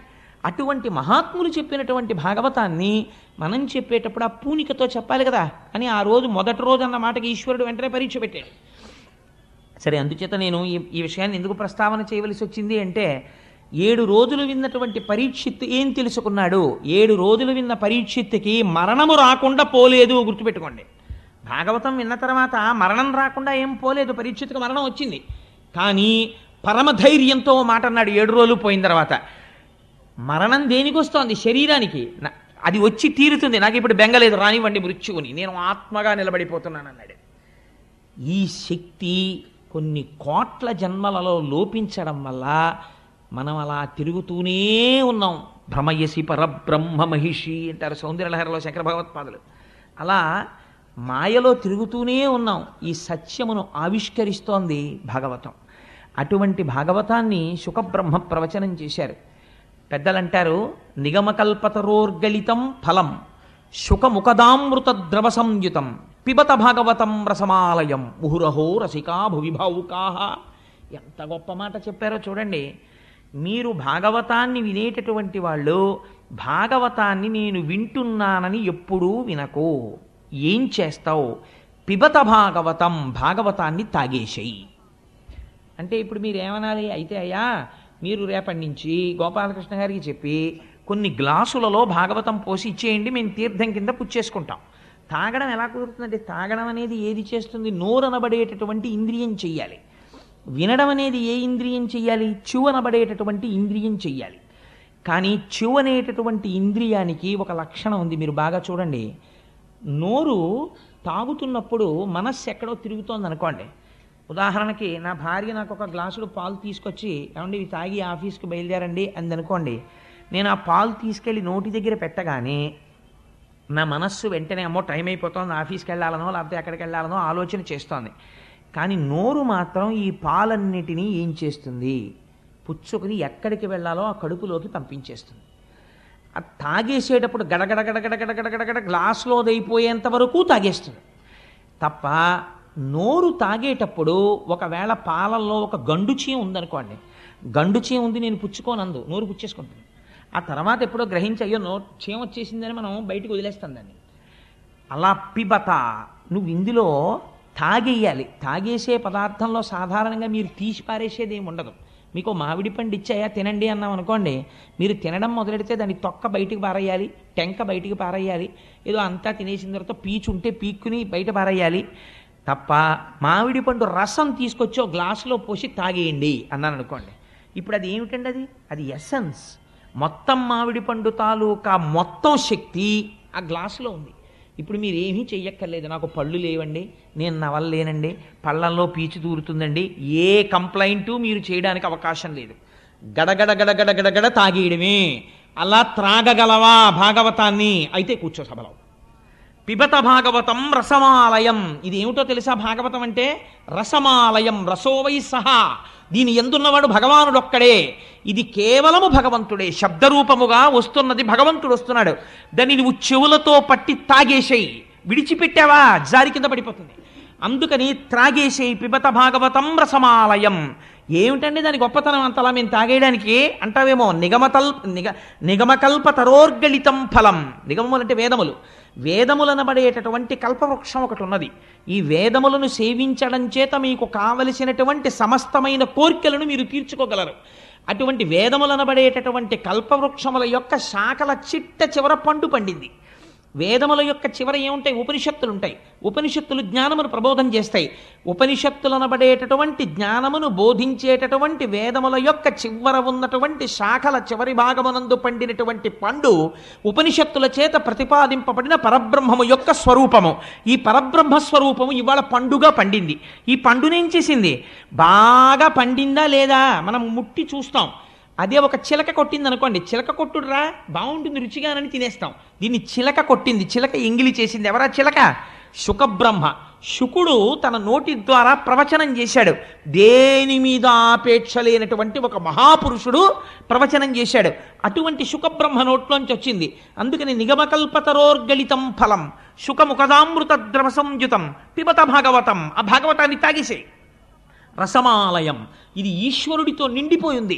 రసమాలయం ముహురహో రసికా భువి భావుకాహ. భూమి యందు నువ్వు భావుకుడు అయితే నువ్వు చేయవలసినటువంటి ప్రధాన కర్తవ్యం ఇదే, భాగవతాన్ని తాగేసేయి. అందుకని అంత గొప్ప భాగవతం ఈ భాగవతము. ఇటువంటి భాగవతాన్ని సంస్కృతంలో మహానుభావుడు 12 స్కందములలో ప్రవచనం చేశాడు వ్యాసుడు. చేస్తే మన అదృష్టం ఏమిటో తెలుసా అండి? దాన్ని ఆంధ్రీకరించినటువంటి మహానుభావుడు పోతనామాచ్యుల వారు. పోతన గారంటే నాకు ఎంత ప్రీతో ఎంత భక్తో. అంటే మీలో ఎవరికన్నా గొప్పవాడిని కాదు ఆ విషయంలో, మీ అందరికీ పోతన గారంటే మహాభక్తి. అయితే పోతన గారిలో మీరు గమనించవలసినటువంటి విషయం ఒకటి ఉంది. మనకి 3 రాజులు ఉన్నారండి. ఒకరు త్యాగరాజు, ఒకరు పోతరాజు, ఒకరు గోపరాజు. వీళ్ళు 3 పేర్లలో రాచరికం ఉంది. వీళ్ళు 3 భగవంతుణ్ణి సేవించారు. సేవించి ఛీ మాకు ఈ దిక్కుమాల రాచరికం అక్కర్లేదని తీసి అవతల పారేశారు. పారేసి గోపరాజు గారేమో సాక్షాత్తుగా రామదాసు గారు అయిపోయారు. త్యాగరాజు గారేమో త్యాగయ్య అయిపోయారు. పోతరాజు గారేమో పోతన్న అయిపోయారు. 3 రాచరికాల్ని తీసి అవతల పారేసి ఈశ్వరుడి పాదముల దగ్గర దాస్యమును అభిలషించారు. వీళ్ళు 3 జగత్తుని ఏలి భక్తిని పంచిపెట్టేశారు. ఆ పోతన గారు ఆయన జీవించింది కేవలం కొద్ది భూమి ఉండేది. నాగలి పట్టి మనం సాధారణంగా ఒక మాట అంటుంటాం, ఏమిటంటే భాగవతం చదువుకుందాం రామాయణం చదువుకుందాం అని ఉంటుంది. కానీ ఎక్కడండి ఆఫీసు వెళ్ళడం రావడం, ఇల్లు, ఇంటికి వచ్చిన తర్వాత సంసారం, ఇందులో భాగవతం 12 స్కంధాలు చదవాలంటే ఎక్కడ జరుగుతుందండి? కుదరట్లేదు, చదవదామని ఉండదు. ఏమిటి నాకు చదవాలని ఉంటుంది అంటాం. కానీ మీరు పోతన గారి జీవితాన్ని తీసుకోండి. మహానుభావుడు ఒక చిన్న పొలం ఉండేది, అది కూడా ఏకశిలానగరం ఓరుగల్లికి దగ్గరలో ఉండేవారు ఆయన. ఉండి ఆ పొలం దున్నుకుని ఎప్పుడు నాగలి పట్టారో, ఎప్పుడు పొలం దున్నారో, ఎప్పుడు విత్తనాలు చల్లారో, ఎప్పుడు మంచె మీద కూర్చున్నారో తెలియదు. త్రికాలముల యందు సంధ్యావందనం చేసుకుని ఒకానొక నాటి సాయంకాలం చంద్రోదయం జరుగుతున్నటువంటి సమయంలో వారు గోదావరి నదిలో స్నానం చేసి ఒక సైకతం మీద కూర్చుని ధ్యానమగ్నులై అరమోట్పు నేత్రములతో కూర్చునున్నారు. కూర్చునుండగా వారికి రామచంద్రమూర్తి యొక్క సాక్షాత్కారమైంది. పోతనా, నీ జన్మ ఉద్ధరించాలని నేను అనుకుంటున్నాను. అందుకే ఏం చేస్తావో తెలుసా? నువ్వు మహాభాగవతాన్ని ఆంధ్రీకరించు, తెలుగులో రాయి అన్నారు. అంటే వెంటనే నమస్కరించి పోతన గారు అన్నారు, అయ్యా మీరు ఆనతిచ్చారు, నేను వ్రాయడం ఏమిటి భాగవతం? పలికెడిది భాగవతమట, పలికించు విభుండు రామభద్రుండట, నే పలికిన భవహరమగునట, పలికెద విరుండుగాధ పలుకగనేలా. ఎంత వినయంతో చెప్పారో చూడండి. పలికెడిది భాగవతమట, నేను భాగవతాన్ని రచించడం ప్రారంభం చేస్తున్నాను. కానీ పోతన భాగవతాన్ని రచిస్తున్నవాడు పలికించు విభుండు రామభద్రుండట. నా వెనకాతల ఉండి నా చేత పలికిస్తున్నవాడు ఉన్నాడే, వాడు రామభద్రుడు, రామచంద్రమూర్తి పలికిస్తున్నాడు. నీతోనే ఎందుకు పలికిస్తున్నాడు? నే పలికిన భవహరమగునట. ఎన్ని కోట్ల జన్మలు దారి తప్పి తిరిగావో అంత తొందరగా పోతుందా నీ పాపం? ఆ పాపం పోగొట్టడానికి నీతో భాగవతం రచింపచేస్తున్నాను. నే పలికిన భవహరమగునట. పలికెద వేరొండు గాథ పలుకగనేలా. ఇంకొక గాథ నేను ఎందుకు పలకాలి? నా చేత ఈశ్వరుడు ఇది పలికిస్తున్నాడో అదే నేను పలుకుతాను. ఇందులో ఒక గమ్మత్తుందండి. ఈ మాట చెప్పి పోతన గారు వెంటనే అన్నారు, చేతులారంగ శివుని పూజింపడేని, నోరు నొవ్వంగ హరికీర్తి నుడువడేని, దయయు సత్యంబు లోనుగా తలపడేని, కలుగనీటికి తల్లుల కడుపు చేటు అన్నాడు. ఎంత గొప్ప మాట చూడండి. చేతులారంగ శివుని పూజింపడేని, పరమశివుణ్ణి పూజించి తీరాలి. ఏమండి, శ్రీ మహావిష్ణువుని పూజించకూడదా? పలికించు విభుండు రామభద్రుండట అన్నారు కదా, ఏం రామచంద్రమూర్తిని పూజించకూడదా? కృష్ణుణ్ణి పూజించకూడదా? శివుణ్ణి పూజించమని పోతన గారు ఎందుకు చెప్పారు అంటే, పరమశివుణ్ణి మనం లింగ రూపంలో ఆరాధన చేస్తాం. లింగ రూపానికి కాళ్ళు చేతులు ఉన్నాయా? మీరు ఒకసారి ఆలోచన చేయండి. కాళ్ళు చేతులు ఉన్నటువంటి ఒక గొప్ప మూర్తి ముందు మీరు కూర్చుంటే మీ మనస్సు తెలిసో తెలియకో దాని యందు మగ్నమవుతుంది. భయ ఎంత బాగున్నాడో, స్వామి ఎంత బాగున్నాడో అని మీ మనస్సు అక్కడ నిలబడుతుంది. కాళ్ళు చేతులు లేవు, అలాగని రూపం లేకుండా లేదు. రూపము ఉంది, రూపము లేదు. లింగానికి కాళ్ళు చేతులు ఎక్కడున్నాయి? కాళ్ళు చేతులు లేవు. పోనీ అసలు రూపం లేదంటావా? ఏదో ఒక రూపం ఉంది శివలింగానికి. కాబట్టి ఇప్పుడు ఏమైంది? రూపము లేదు, రూపమున్నది. అరూపరూపి. అరూపరూపి అయినటువంటి లింగమును ఆరాధన చెయ్యాలంటే మీరు సాధన యందు ఒక మెట్టు పైకెక్కిన వారై ఉండాలి. లేకపోతే మీరు అక్కడ నిలబడలేరు. లింగం ముందు కూర్చుని పూజ చేయడం కష్టం, మీ మనస్సు నిలబడదు. ఏముంటుంది ఇందులో అని నేను నీళ్లు పోయానండి, దాని మీద పాలు ఎందుకు పోయడం, దాని మీద పెరుగు ఎందుకు పోయడం, దానికి ఏమైనా కాళ్ళు ఉన్నాయా, చేతులు ఉన్నాయా, ఏమిటి పోయినాం, అసలు దీనికి ముఖం ఎటుందండి అని అడిగాడు ఒక ఆయన. శివలింగం దగ్గరికి వెళ్ళి మీరు ఏమంటే దీని ముఖం ఎటు అని అడిగారు అనుకోండి, వెంటనే పెద్ద ఆయన అన్నాడు, అన్ని వైపులా ముఖం, నువ్వు ఎటు విభూతి ఎట్టి బొట్టెడితే అటు ముఖం. అయితే శివలింగానికి నాలుగు పక్కలా వచ్చిన నలుగురు నాలుగు పక్కల విభూతి ఎట్టి బొట్టెడితే నాలుగు పక్కల ముఖం ఉంది. సరే, పైన ఒక ఆయన గంధం రాసి బొట్టెడితే పైన ఒక ముఖం ఉంది. సజ్జోజాత అఘోర తత్పురుష వామదేవ ఈశానములన్న 5 ముఖాలతో ఉన్నాడు. అంటే ఈశ్వరుడు అంతటా చూస్తున్నాడు. ఈ భావనతో నువ్వు లింగమును అర్చన చేస్తున్నావంటే నీకు లోకమంతా లింగస్వరూపంగా కనపడడం ప్రారంభమైపోయింది. ఉదయగ్రామము పనవట్టము అభిషేక ప్రవాహంబు వార్ధి ధరీధాంతము ధూపధూమము జలదీప ప్రభారాశి కౌముది తారానివహంబులద్భుత సుమంబులుగా తమోదూత సఖ్యదమై సీత గభస్తిబింబ శివలింగం బొప్పే ప్రాచీదిశన్ అంటాడు ధూర్జిటి కాళహస్తీశ్వర మహాత్యంలో. నాకు అంతటా శివలింగమే కనపడుతోంది అంటాడు. నీ రూపంబు తలంపగా తుది మొదల్నేగాన నీవైన చోరారాయమ్మని అంచు చెప్పవు వృధారంభంబు లింకేటికెన్ పాలన్ముంచుము నిటముంచుమిక నిన్నే నమ్మినాడంచు మీ శ్రీరామార్చిత పాద పద్మజుగళా శ్రీకాళహస్తీశ్వర అంటాడు. నిన్ను చూడాలి అంటే లోకమంతటా నిండిపోయి ఉన్నావు, నేను ఎలా చూడగలను? నాకు చేత కావట్లేదు. నువ్వే వచ్చి నాకు చెప్పి నా చేత చూడడం ఎలాగో నేను చూసి ధన్యుడనయ్యేటట్టు నువ్వు చెయ్యాలి తండ్రి అంటాడు. అటువంటి లింగ పూజ ప్రయత్నపూర్వకంగా చేసి తీరాలి ఉదయకాలమునందు. అందుచేత చేతులారంగ శివుని పూజింపడేని. మేము శివ పూజ చేస్తామండి, మేము శైవులమండి, కాబట్టి మేము విష్ణువుని పూజించమండి, మేము విష్ణునామని చెప్పమండి అని అనకూడదు. నోరు నొవ్వంగా ఎలా కీర్తించాలట? నీ కొడుక్కి ఒక ర్యాంక్ వస్తే కనపడ్డవాడికి కనపడని వాడికి అందరికీ వెళ్ళి చెప్పుకుంటావే. నువ్వు జీవితంలో ఇంత విషయం సాధిస్తే అయిన వాడికి కానివాడికి పిలిచి దగ్గర కూర్చోబెట్టుకుని చెప్తుంటావే. అటువంటిది నీ లోకమునంతటిని రక్షించి ఇన్ని అవతారములెత్తి అజాయమానో బహుధా విజాయితేని రూపము తీసుకోవలసినటువంటి అవసరము లేనివాడు మన కొరకని ఒక రూపమును తీసుకుని రాక్షస సంహారము చేసి మనను రక్షించినటువంటి మహాపురుషుడైనటువంటి పరమాత్మ యొక్క గుణగణములను వర్ణించడానికి నీ నోరు నొప్పి పెట్టేటట్టుగా నువ్వు వర్ణించని నాడు నీ నోరు ఒక నోరా ఢమఢమధ్వనితోటి ఢక్కగాక. అది ఢమఢమధ్వని చేసేటటువంటి ఢక్క అంతే. అటువంటిది నోరు నొవ్వంగ హరికీర్తి నుడువడేని. శివకేశవులయందు భేదమును పాటించకుండా విష్ణువు గురించి చెప్పవలసి వచ్చినప్పుడు పొంగిపోయి చెప్పగలగాలి. ఆరాధన చేసినప్పుడు పొంగిపోతూ అభిషేకం చేసి పూజించగలగాలి. దయయు సత్యంబు లోనుగా తలపడేని. ఎంత గొప్ప మాట వేశారో చూడండి. సత్యం అంటే ఏమిటండి? మారనిది సత్యము, మారేది ధర్మము. ధర్మము క్షణక్షణం మారిపోతుంది. ఇప్పుడు నేను ఏ ధర్మంలో ఉన్నాను? ప్రవచనం చేసే ధర్మంలో ఉన్నాను. కాశ్యపాగి నేను కిందకి దిగిపోతాను. అయ్యప్ప స్వామి వారి దర్శనానికి ఎడతాను. అప్పుడు నేనే ధర్మంలో ఉంటాను? భాగవత ధర్మంలో ఉంటాను. 2 చేతులు కైమోడ్చి స్వామి ముందు నమస్కరిస్తూ నిలబడతాను. అంతేగాని అక్కడ కూడా అయ్యప్ప స్వామి వారికి నేనేదో చెప్తానని చెప్పను కదా. ధర్మం మారిపోయింది. అందుకని తండ్రి ముందుకెడితే కొడుకు ధర్మం, భార్య ముందుకెడితే భర్తృధర్మం. ఒక్కొక్కప్పుడు ఒక్కొక్క ధర్మం మారుతుంది. సత్యమో మారదు, మారనిది సత్యము. మారని సత్యమును ఆధారము చేసుకుని ధర్మం మారుతుంటుంది. ఇటువంటి మారని సత్యము ఏది ఉందో అది ఈశ్వరుడు. ఆ ఈశ్వరుణ్ణి లోపల అసలు ఎప్పుడూ తలుచుకోలేదు. ఈ లోకమంతా ఎవడిలో పుట్టింది, ఎవడిలో పెరుగుతోంది, ఎవ్వడు సృజించు ప్రాణుల, ఎవ్వడు సృష్టి, ఎవ్వడు త్రుంచు పెంచు, ఎవ్వడు అనంతుండెవ్వడు విభుడెవ్వడు ఈ విధమున మనుచు బెనుచు హేలారతుడై, ఎవడు సృష్టిస్తున్నాడు, ఎవడు పెంచుతున్నాడు, ఎవడు పెద్దది చేస్తున్నాడు, ఎవడు త్రుంచేస్తున్నాడు, ఎవరు ఈ ప్రాణులన్నింటినీ కాపాడుతున్నాడు, ఎందుకు ఈ అండాండ పిండాండ బ్రహ్మాండములన్నీ తిరుగుతున్నాయి అని ఒకనాడు ఈశ్వరుడు గురించి ఆలోచిస్తే అది సత్యము. ఆ సత్యమును గురించి ఆలోచిస్తే అంతటా ఉన్నది పరమాత్మయే. కావ్యకంఠ గణపతి మునికి ఉమాదేవి ఎక్కడ సాక్షాత్కరించిందో మీకు తెలుసా? ఉమాదేవిని కావ్యకంఠ గణపతి ముని ఎక్కడ చూశారో తెలుసా అండి? నిన్న లేనటువంటి గడ్డి పరక ఇవాళ వడ్డుగింజలోంచి కొద్దిగా పైకొచ్చి సూర్యకిరణం పడేటప్పటికి ఆకుపచ్చ రంగుతో అటూ ఇటూ కదులుతున్నటువంటి తేజస్సుతో నిండిన వెల్లివిరుస్తున్న ఆకుపచ్చతనంతో ఉన్నటువంటి గడ్డి పరకలో ఉమాదేవి అమ్మవారు ఉన్నది, శక్తి రూపిణి. ఇది మా అమ్మంటే అని గడ్డి పరకని చూసి ఉమాసహస్రం చెప్పి పొంగిపోయాడు కావ్యకంఠ గణపతి ముని.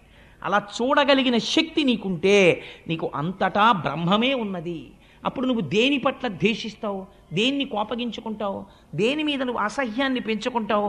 ఒక ధర్మాన్ని నిర్వర్తించడానికి నువ్వు శాసనం చేస్తావంతే. కానీ ఇక్కడ మాత్రం లోకమంతటా బ్రహ్మమును చూస్తుంటావు.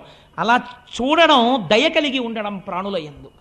దయయు సత్యంబులోనుగా తలపడేని. అందుకే పెద్దలు ఒకడు తుంటరితనంతో ప్రవర్తన చేశాడనుకోండి, శపించరు, వాళ్ళని తక్కువ చేసి మాట్లాడరు.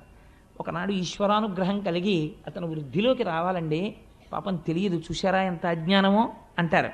అలా అనగలగడానికి, అంతగా మన్నించగలగడానికి కారణం ఏమిటో తెలుసా అండి?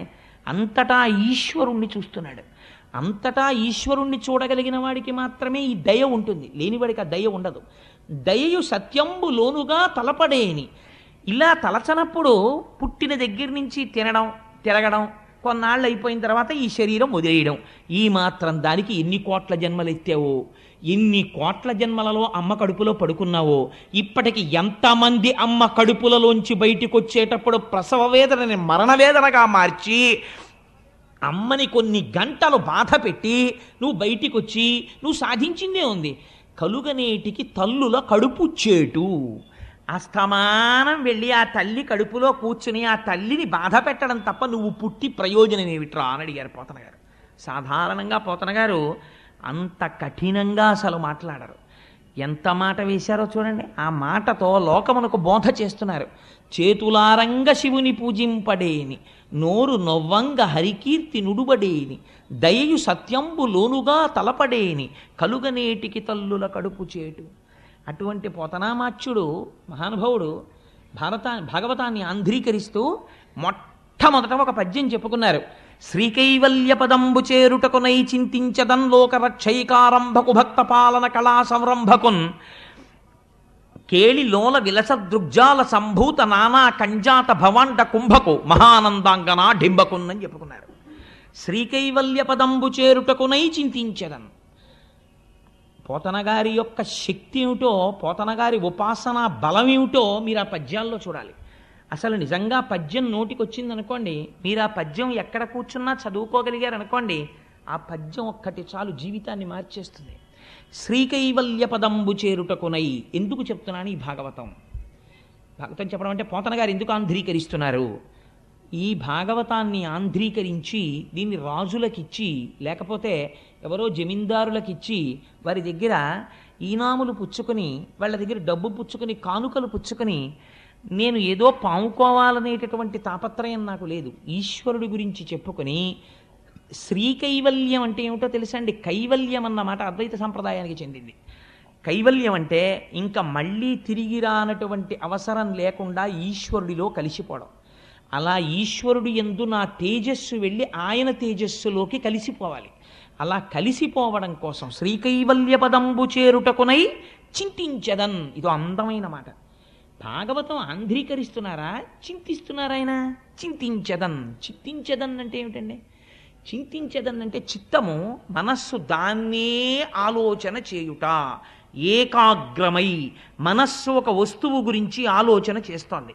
ఏ వస్తువు గురించి ఆలోచిస్తోంది అంటే ఇప్పుడు ఆయన ధ్యానమగ్నులై ఉన్నారు, ధ్యానము చేస్తున్నారు. రామచంద్రమూర్తి రచింపచేస్తున్నాడు కాబట్టి చెయ్యి పోతన గారిది, కదిపిన శక్తి ఎవరిది? రామచంద్రమూర్తిది. ఇప్పుడు ఈ పద్యం నేను చెప్తుంటే ఈ పద్యం ఎవరి శక్తి మీరు ఆలోచించండి. రామచంద్రమూర్తి యొక్క శక్తి ఆ పద్యం. శ్రీకైవల్య పదంబు చేరుటకునై చింతించదన్ లోకరక్షైకారంభకు. లోకములను రక్షించడము ఆరంభించినవాడు. అసలు లోకరక్షణము ఆరంభం ఎక్కడ ప్రారంభం అవుతుంది? సృష్టించడంలో ప్రారంభం అవుతుంది. కాబట్టి సృష్టికర్తగా నేను నమస్కరిస్తున్నాను. లోకరక్షైకారంభకు భక్త పాలన కళా సంరంభకున్. ఎంత గొప్ప మాట అండి ఇది! భక్త పాలన కళా సంరంభకున్. లోకమునంతటినీ ఆయన రక్షిస్తుంటాడు. అదే పనిగా ఆయన పెట్టిన అన్నం తిని ఆయన జీర్ణం చేసి ఆయన శక్తినిస్తే ఆ శక్తితో ఈశ్వరుణ్ణి తిట్టేవాడు ఎందుకు కూడా ఈశ్వరుడు శక్తి రూపంలో ఉంటాడు. కానీ తనని నమ్ముకుని ఈశ్వరుడు ఉన్నాడు అని పూనికతో ఉన్న వాళ్ళని రక్షించడం కోసం వాళ్ళ వెంట పరిగెడుతుంటాడు. అలా పరిగెట్టేటటువంటి లక్షణం ఉన్నవాడు ఉన్నాడే, వాడు లోకరక్షైకారంభకు భక్తపాలన కళా సంరంభకున్ దానవోద్రేక స్తంభకు. దానవుల యొక్క ఉద్రేకమును స్తంభింపచేయువాడు. నా అంతటి వాణ్ణి నేను, నాకు చావెక్కడుందంటాడు. మీరు ఒక్క విషయం ఆలోచించండి. మనం పురాణంలో ఏం చెప్తామంటే రాక్షసులందరికీ కూడా ఎందుకు వచ్చేసింది అజ్ఞానం అంటే వాడికి నాకు చావు లేదని బయలుదేరతాడు. సాధారణంగా అజ్ఞానం ఎక్కడ బయలుదేరుతుందంటే నాకు చావెక్కడుందండి, వాడంటే పక్కింటి వాడు వెర్రాడు చచ్చిపోయాడు, నేను ఎందుకు చచ్చిపోతానంటాడు. 80 ఏళ్ళు రానివ్వండి. నేను ఒక ఆశ్చర్యకరమైన పోకడ చూస్తుంటాను లోకంలో. ఎవరైనా పెద్దవాళ్ళ దగ్గరికి వెళ్ళి మీరు అయ్యో పాపం మీకు అప్పుడే 80 ఏళ్ళు వచ్చేయండి అన్నారనుకోండి, వాళ్ళు అంటారు ఏంటి 80 ఏళ్ళు అంటే పెద్ద విశేషం ఏముందండి, భలేవరే ఫలానా ఆయన 100 సంవత్సరములు బతికాడండి, నేను దేనికి బాధపడుతున్నానో తెలుసా, 100 ఏళ్ళకి పిడరాయిలా ఉండేవాడండి, 3 పూట్ల తిని 80 ఏళ్ళకి తినలేకపోతున్నాను అప్పడాలు నేనని బాధపడతాడు వీడు. తప్ప 80 ఏళ్ళకి నేను ఈశ్వరార్చన చేయలేకపోతున్నానని బాధపడ్డవాడు.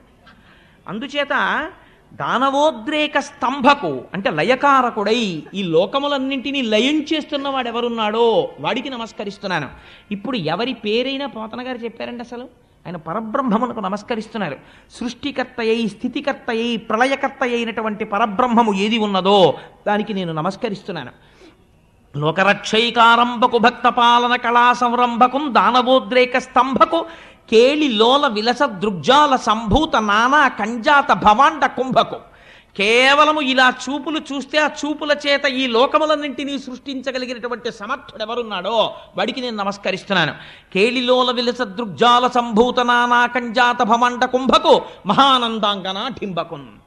ఎంత అందమైన మాట చూడండి. మరి భాగవతంలో ప్రతిపాదించినది ఎవరి రూపాన్ని ప్రతిపాదించారు? పరబ్రహ్మంగా కృష్ణ భగవానుణ్ణి. కాబట్టి ఇప్పుడు ఏమంటున్నారు? కృష్ణుడంట లేదు, మహానందాంగన.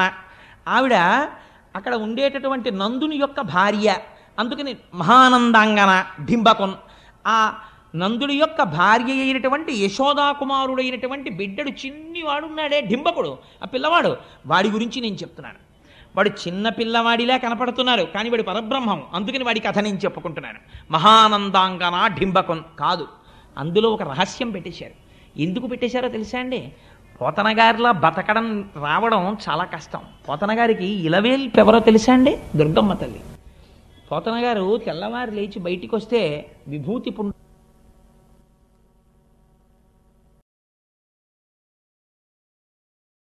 పుండులాగా రుద్రాక్షలు మెడలో వేసుకుని రుద్రాక్షలు కట్టుకుని ఉండేవారు. నోరు విప్పితే ఆయన దేవి గురించి అనేవారు, నారాయణ నారాయణ నారాయణ. మీరు శంకరాచార్య స్వామి వారు స్థాపించిన పీఠాధిపతులు చూడండి, శృంగగిరి పీఠాధిపతులు, కంచి పీఠాధిపతులు, వీళ్ళు అసుర సంధ్య వేళ అయ్యేటప్పటికీ చంద్రమౌళీశ్వర లింగాన్ని పెట్టి అభిషేకం చేస్తారు, శ్రీచక్రార్చన చేస్తారు. అనుగ్రహ భాషణం అంతా చేసేసిన తర్వాత నారాయణ నారాయణ నారాయణ అంటారు. ఇప్పుడు ఏమైపోయింది? అంతఃశాక్తాహ, లోపల శాక్తేయులు. ఎందుకంటే మా అమ్మ దుర్గమ్మ అంటారు. పైకి శైవంలో ఉన్నట్టుంటారు, విభూతి పిండికట్లు అవి అన్నీ పెట్టుకుని. శివశక్తులు వేరు కాదు కదా, అందుకని పైకి శైవ సాంప్రదాయంలో ఉంటారు. నోరు విప్పి మాట్లాడితే జనమధ్యేతు వైష్ణవ, నారాయణ నారాయణ నారాయణ అంటారు. ఇప్పుడు అసలు భేదం ఎక్కడ పట్టుకుంటారండి మీరు వాళ్ళ దగ్గర? పోతన గారి జీవితం అంతే. ఎంత చిత్రమైన మాట వాడతారో చూడండి. ఆయన కేళిలోల విలసదృగ్జాల సంభూత నానా కంజాత భవాండ కుంభకు మహానందాంగన ఢింబకున్. ఎవరి మహానందాంగన? మీరు ఇంకో రకంగా ఆలోచించారనుకోండి, మనం పొందే ఆనందాన్ని లెక్కలు కట్టింది శాస్త్రం. మీరు స్వీట్ స్టాల్కి వెళ్ళి కాజా బాగుంటుందండి, దీనికన్నా మడత కాజా బాగుంటుందండి, దీనికన్నా నేతి కాజా బాగుంటుందండి, దీనికన్నా ఏదో బాదుషా బాగుంటుందండి, ఇలా ఏదో చెప్పుకుంటాం కదా. ఆఖరిగా ఉన్న 10 రూపాయలతో ఏదో ఒకటి కొనుక్కుని రావాలి ఇంటికి. అందుకని అలాగే ఆనందాన్ని శాస్త్రం నిర్వచనం చేసింది. ఏదో మనుష్యానందము, సార్వభౌమానందము, దేవతానందము, ఇలా చెప్పి చెప్పి చెప్పి చెప్పి ఆనందము యొక్క గొప్ప స్థితి ఏది? మహానందము. ఈ మహానందము అన్న మాట ఎవరికి వాడారు శాస్త్రంలో? మీరు ఖడ్గమాలా స్తోత్రం చదివితే మహానందమయీ అని అమ్మవారికి పేరు. ఇప్పుడు ఆ మహానందమయీ ఎవరు? అమ్మవారు. అమ్మవారి డింబకుడు కృష్ణుడు అంటున్నారు. ఎలా కుదురుతుంది? అమ్మవారి కొడుకుగా కృష్ణుడిని ఎక్కడ చెప్పారు? మీరు లలితా సహస్రం చూడండి. కరాంగుళిన కోత్పన్న నారాయణ దశాకృతి. ఎదురుగుండా ఉన్నటువంటి భండాసురుడు 10 మంది రాక్షసుల్ని సృష్టించాడు. మళ్ళీ రావణాసురుణ్ణి, హిరణ్యాక్షుణ్ణి, హిరణ్యకశిపుణ్ణి సృష్టించాడు. వాళ్ళు 10 మంది మళ్ళీ యుద్ధానికి వస్తున్నారు. అమ్మ మళ్ళీ పుట్టాను రా అని అమ్మవారు చూసింది, ఓ నవ్వు నవ్వింది. నవ్వి ఆవిడ ఏదో అంగన్యాసకరన్యాసం చేసేదానిలాగా ఇలా అంది. అనేటప్పటికీ ఈ 5 గోళ్లలోంచి దశావతారాలు పుట్టి మళ్ళీ రాముడు వెళ్ళి రావణుని చంపేశాడు, కృష్ణుడు వెళ్ళి కంసుడిని చంపేశాడు, అలా చంపేశాడు. కాబట్టి ఇప్పుడు శ్రీ మహావిష్ణువు యొక్క అవతారాలన్నీ ఎందులోంచి వచ్చాయి? కరాంగుళి నఖోత్పన్న నారాయణ దశాకృతి, అమ్మవారి గోళ్లలోంచి వచ్చాయి. కాబట్టి ఇప్పుడు ఎవరైనా మహానందాంగనా డింబకున్, మహానందమయీ యొక్క కుమారుడు ఈయన.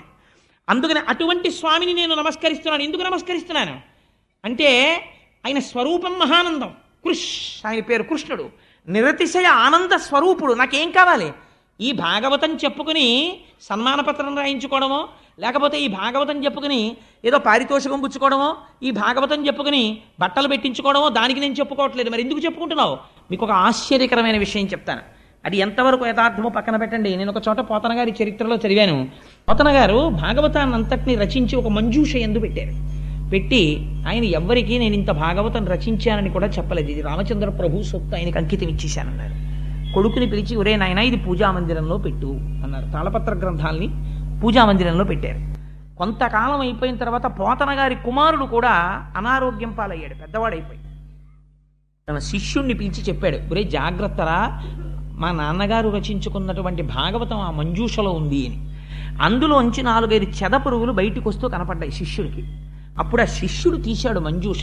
తీసి చూస్తే అందులో ఆంధ్రీకరింపబడినటువంటి భాగవతం దొరికింది. ఇంత గొప్ప భాగవతం అని అప్పుడు తాళపత్ర గ్రంథాలకు ఎక్కించారు తప్ప ఆయన జీవితంలో ఎప్పుడూ కనీసం నేను ఇంత గొప్ప విషయాన్ని రచించానని ఆయన బయట చెప్పుకోలేదు. అది పోతన గారంటే. అంత నిరాడంబరుడు మహానుభావుడు. అటువంటి పోతనామాచ్యుల వారు ఒకానొక సందర్భంలో ఆయన మీద తీవ్రమైన ఒత్తిడి వచ్చింది. ఈ భాగవతాన్ని నువ్వు కానీ అంకితం ఇస్తే లక్షలు ఇస్తారు, కోట్లు ఇస్తారు, నీకు అర్ధరాజ్యాలు ఇస్తారు, సన్మానాలు చేస్తారు, సత్కారాలు చేస్తారు, రాజులు వెంటబడ్డారు భాగవతం అంకితం ఇమ్మని. ఒకానొక సమయంలో పోతన గారు రాత్రి పలహారం చేసి పడుకుందామని వెడుతుంటే ఇంట్లో ఎక్కడో గజ్జెల చప్పుడు వినపడింది. నేను ఒక చోట వ్యాఖ్యానంలో చూశాను. ఏమిటి, ఆ రోజుల్లో మనకిలా కరెంట్ అది లేదు కదా, ఎక్కడో ఒక తైల దీపం వెలుగుతుండేది. ఏమిటి చీకట్లో ఎక్కడో చప్పుడు వినపడుతోందని చూశారు పోతన గారు. బహుశः అటువంటి దర్శనాన్ని పొందినటువంటి వ్యక్తి వేరొకడు లేడు. పోతన గారు పొందిన దర్శనం ఏమిటో తెలుసా అండి? ఏడుస్తూ కనపడింది సరస్వతీదేవి. వెంటనే లేచి కూర్చుని నమస్కరించి అన్నారు, కాటుక కంటి నీరు చనుకట్టు పయింబడ ఎల ఏక్షదో కైఠబరాజు మర్దనుడి గదిలి కోడలా ఓ మదంబ, నిన్ను అకటి కున్కునిపోయి అల కర్ణాట కిరాత కీచకులకి అమ్మను త్రిశుద్ధిగా నమ్ము భారతి. అమ్మా ఎందుకమ్మా అలా ఏడుస్తావు? కాటుక కంటి నీరు చనుకట్టు పయింబడ ఎల ఏక్షదో కైఠబరాజు మర్దనుడి గాదిలి కోడలా ఓ మదంబ, ఓ హటక గర్భురాణి. అమ్మ కంటి కాటుక కరిగిపోయి వక్షస్థలం మీద పడిపోయేటట్టుగా నల్లటి నీరుగా ఏడుస్తూ నిలబడ్డావా? ఈ భాగవతాన్ని పట్టుకెళ్ళి ఎవరికో అంకితం ఇస్తాను అనుకుంటున్నావా అమ్మా? ఈ మనుజేశ్వరాధములకిచ్చి పురంబులు వాహనంబులం సొమ్ములు కొన్ని పుచ్చుకొని సొక్కి శరీరము బాసి కాలుచే సమ్మెటవాటులంబడక సమ్మతి శ్రీహరికిచ్చే చెప్పే ఈ బొమ్మెరపోతలాజొకడు భాగవతంబు జగద్దితంబుగన్ అని ప్రకటించుకున్నారు. ఈ భాగవతాన్ని ఇంత కష్టపడి రచించి రామచంద్ర ప్రభువు నా చేత రచింపచేస్తే ఈ మనుజేశ్వరాధములకిచ్చి, ఈ రాజులకిచ్చి, వాళ్ళు అధములు, వాళ్ళకేం తెలుసనిస్తాను? భోగభాగ్యాలతో విర్రెక్కి ఉన్నవాళ్ళు తప్ప వాళ్ళకి భక్తి ఉందా, బూడిదుందా? వాళ్ళకి ఎందుకు ఇవ్వాలి? ఎంత ధైర్యంగా రాశారో చూడండి ఆయన. ఈ మనుజేశ్వరాధములకిచ్చి పురమ్ములు వాహనంబులు సొమ్ములు కొన్ని పుచ్చుకొని ఓ 4 పురాలిస్తాడు. గ్రోకటగామాజ్జనేకగ్రహారములు అడిగిన సీమలు అందునిచ్చే ఆంధ్ర కవితా పితామహ అల్లసాని పెద్దనామాచ్చ అని నన్ను పిలుచునట్టి కృష్ణరాయలతో దివికేగలేక బ్రతికియున్నాడ జీవోత్సవంబునగుచు అంటాడు అల్లసాని పెద్దన గారు మనుచరిత్రలో. అలా ఏదో కొన్ని అగ్రహారాలు ఇస్తే ఇవ్వచ్చు, నాకు అక్కర్లేదు అవన్నీ. కానీ ఇవన్నీ పుచ్చుకుని నేను పట్టుకెళ్ళిపోతానా? నేను పట్టుకెళ్ళను. ఒకనాడు శరీరము సొక్కిపోతుంది, వృద్ధాప్యం వచ్చేస్తుంది, పడిపోతే ఆనాడు కాలుడు వస్తాడు, యమధర్మరాజు. ఏవిరా, నీతో రామచంద్రమూర్తి భాగవతం చెప్పిస్తే, రామచంద్రమూర్తి భాగవతం రాయిస్తే అమ్ముకున్నావురా దాన్ని అరణానికి అని నన్ను ఈడ్చుకెళ్ళి నా కడుపులో ఉన్న ప్రేగులు పైకి తీసి కత్తితో నరికి నా కండ నాతో తినిపిస్తారు. నాకెందుకయ్యా ఇవన్నీ? ఈ మనుజేశ్వరాధములకిచ్చి పురమ్ములు వాహనమ్ములు సొమ్ములు కొన్ని పుచ్చుకొని సొక్కి శరీరము బాసి కాలుచే సమ్మెటవాటులంబడక సమ్మతి శ్రీహరికిచ్చే చెప్పే ఈ బమ్మెరపోతరాజొకడు భాగవతంబు జగద్ధితంబుగన్. పోతే పోనే, ఏం రాదు నాకు? 4 రూపాయలు రావు, నాకు రావలసినటువంటి కంకణాలు రావు, నాకు రావలసినటువంటి అగ్రహారాలు రావు, నాకు అక్కర్లేదు. బాల రసాల సాల నవ పల్లవ కోమల కావ్యకన్యకన్ కూడులకిచ్చి అప్పడుపు కూడు భుజించుట కంటే హాలికుల్ సత్కముల్ హాలికులైననేమి ఘనంతర సీమల కందమూల గౌద్ధాలికులైననేమి నిజదార సుతోదర పోషణార్థమై బాలరసాల సాల నవ పల్లవ కోమల కావ్యకన్యకన్ బాలరసాల సాల అయినటువంటి ఈ కోమలమైన కావ్యకన్యని పట్టుకెళ్ళి ఎవడో ఒక దౌర్భాగ్యుడికి ఇచ్చి వాడు ఇచ్చినటువంటి డబ్బు తెచ్చుకుంటే నేను పడుపు వృత్తి చేసిన వాడిని అవుతాను, అమ్మాయిని పట్టుకెళ్ళి అమ్ముకున్న వాడిని అవుతాను. ఆ పడుపు కూడు భుజించటకుంటే హాలికుల్ సత్కముల్ హాలికులైననేమి గహనాంతర సీమల గౌద్ధాలికులైననేమి.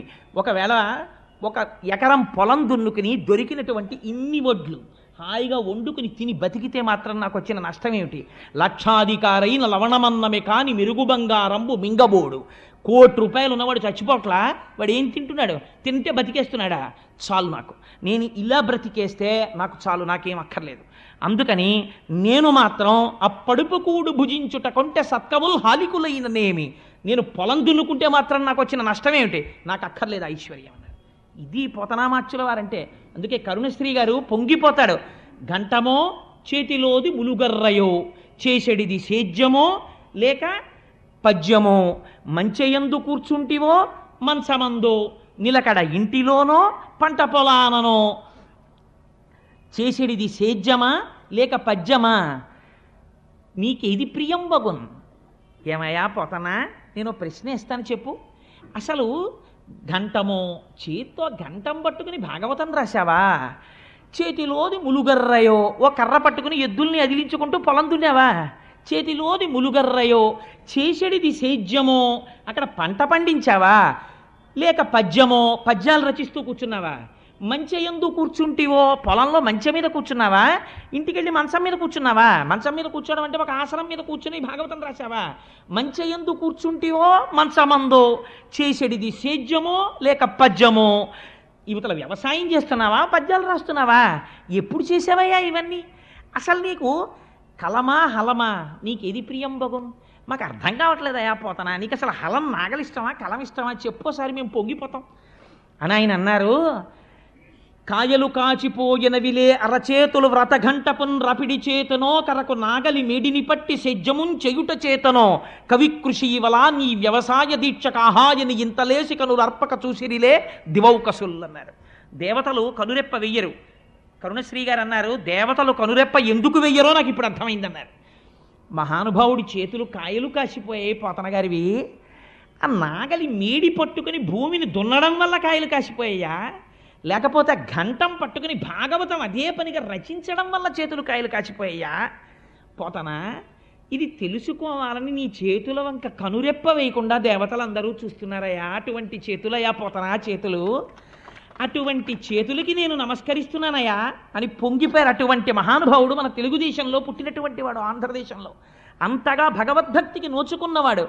భాగవతంబు తెలిసి పలుకుట కష్టంబు శూలికైన దమ్మి చూలికైన విభుధ జనుల వలన వినినంత కనినంత తెలియవచ్చినంత తెటపరుతూ ఎంత వినయంగా చెప్పుకున్నాడో చూడండి.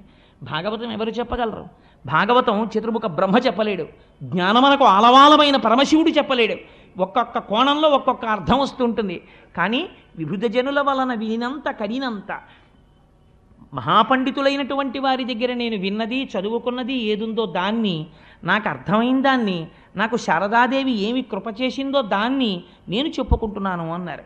ఆయన అంటారు, అమ్మలగన్నయమ్మ ముగురమ్మల మూలపుటమ్మ చాలా పెద్దమ్మ సురారులమ్మ కడుపారడి బుచ్చినయమ్మ తన్ను లోనమ్మిన వేల్పుటమ్మల మనంబున ఉండెడియమ్మ దుర్గ మాయమ్మ కృపబ్ధినిచ్చుట మహత్వ కవిత్వ పటుత్వ సంపదలు. విజయవాడ కనకదుర్గమ్మ తల్లి కోవెల్లో రాజద్వారం మీద ఇప్పటికీ ఈ పద్యం రాసి ఉంటుంది. నాకు అక్కడికి వెళ్ళినప్పుడల్లా పోతన గారు జ్ఞాపకానికి వచ్చి పొంగిపోతుంటాను. ఆయన అంటారు, అమ్మలగన్నయమ్మ ముగురమ్మల మూలపుటమ్మ.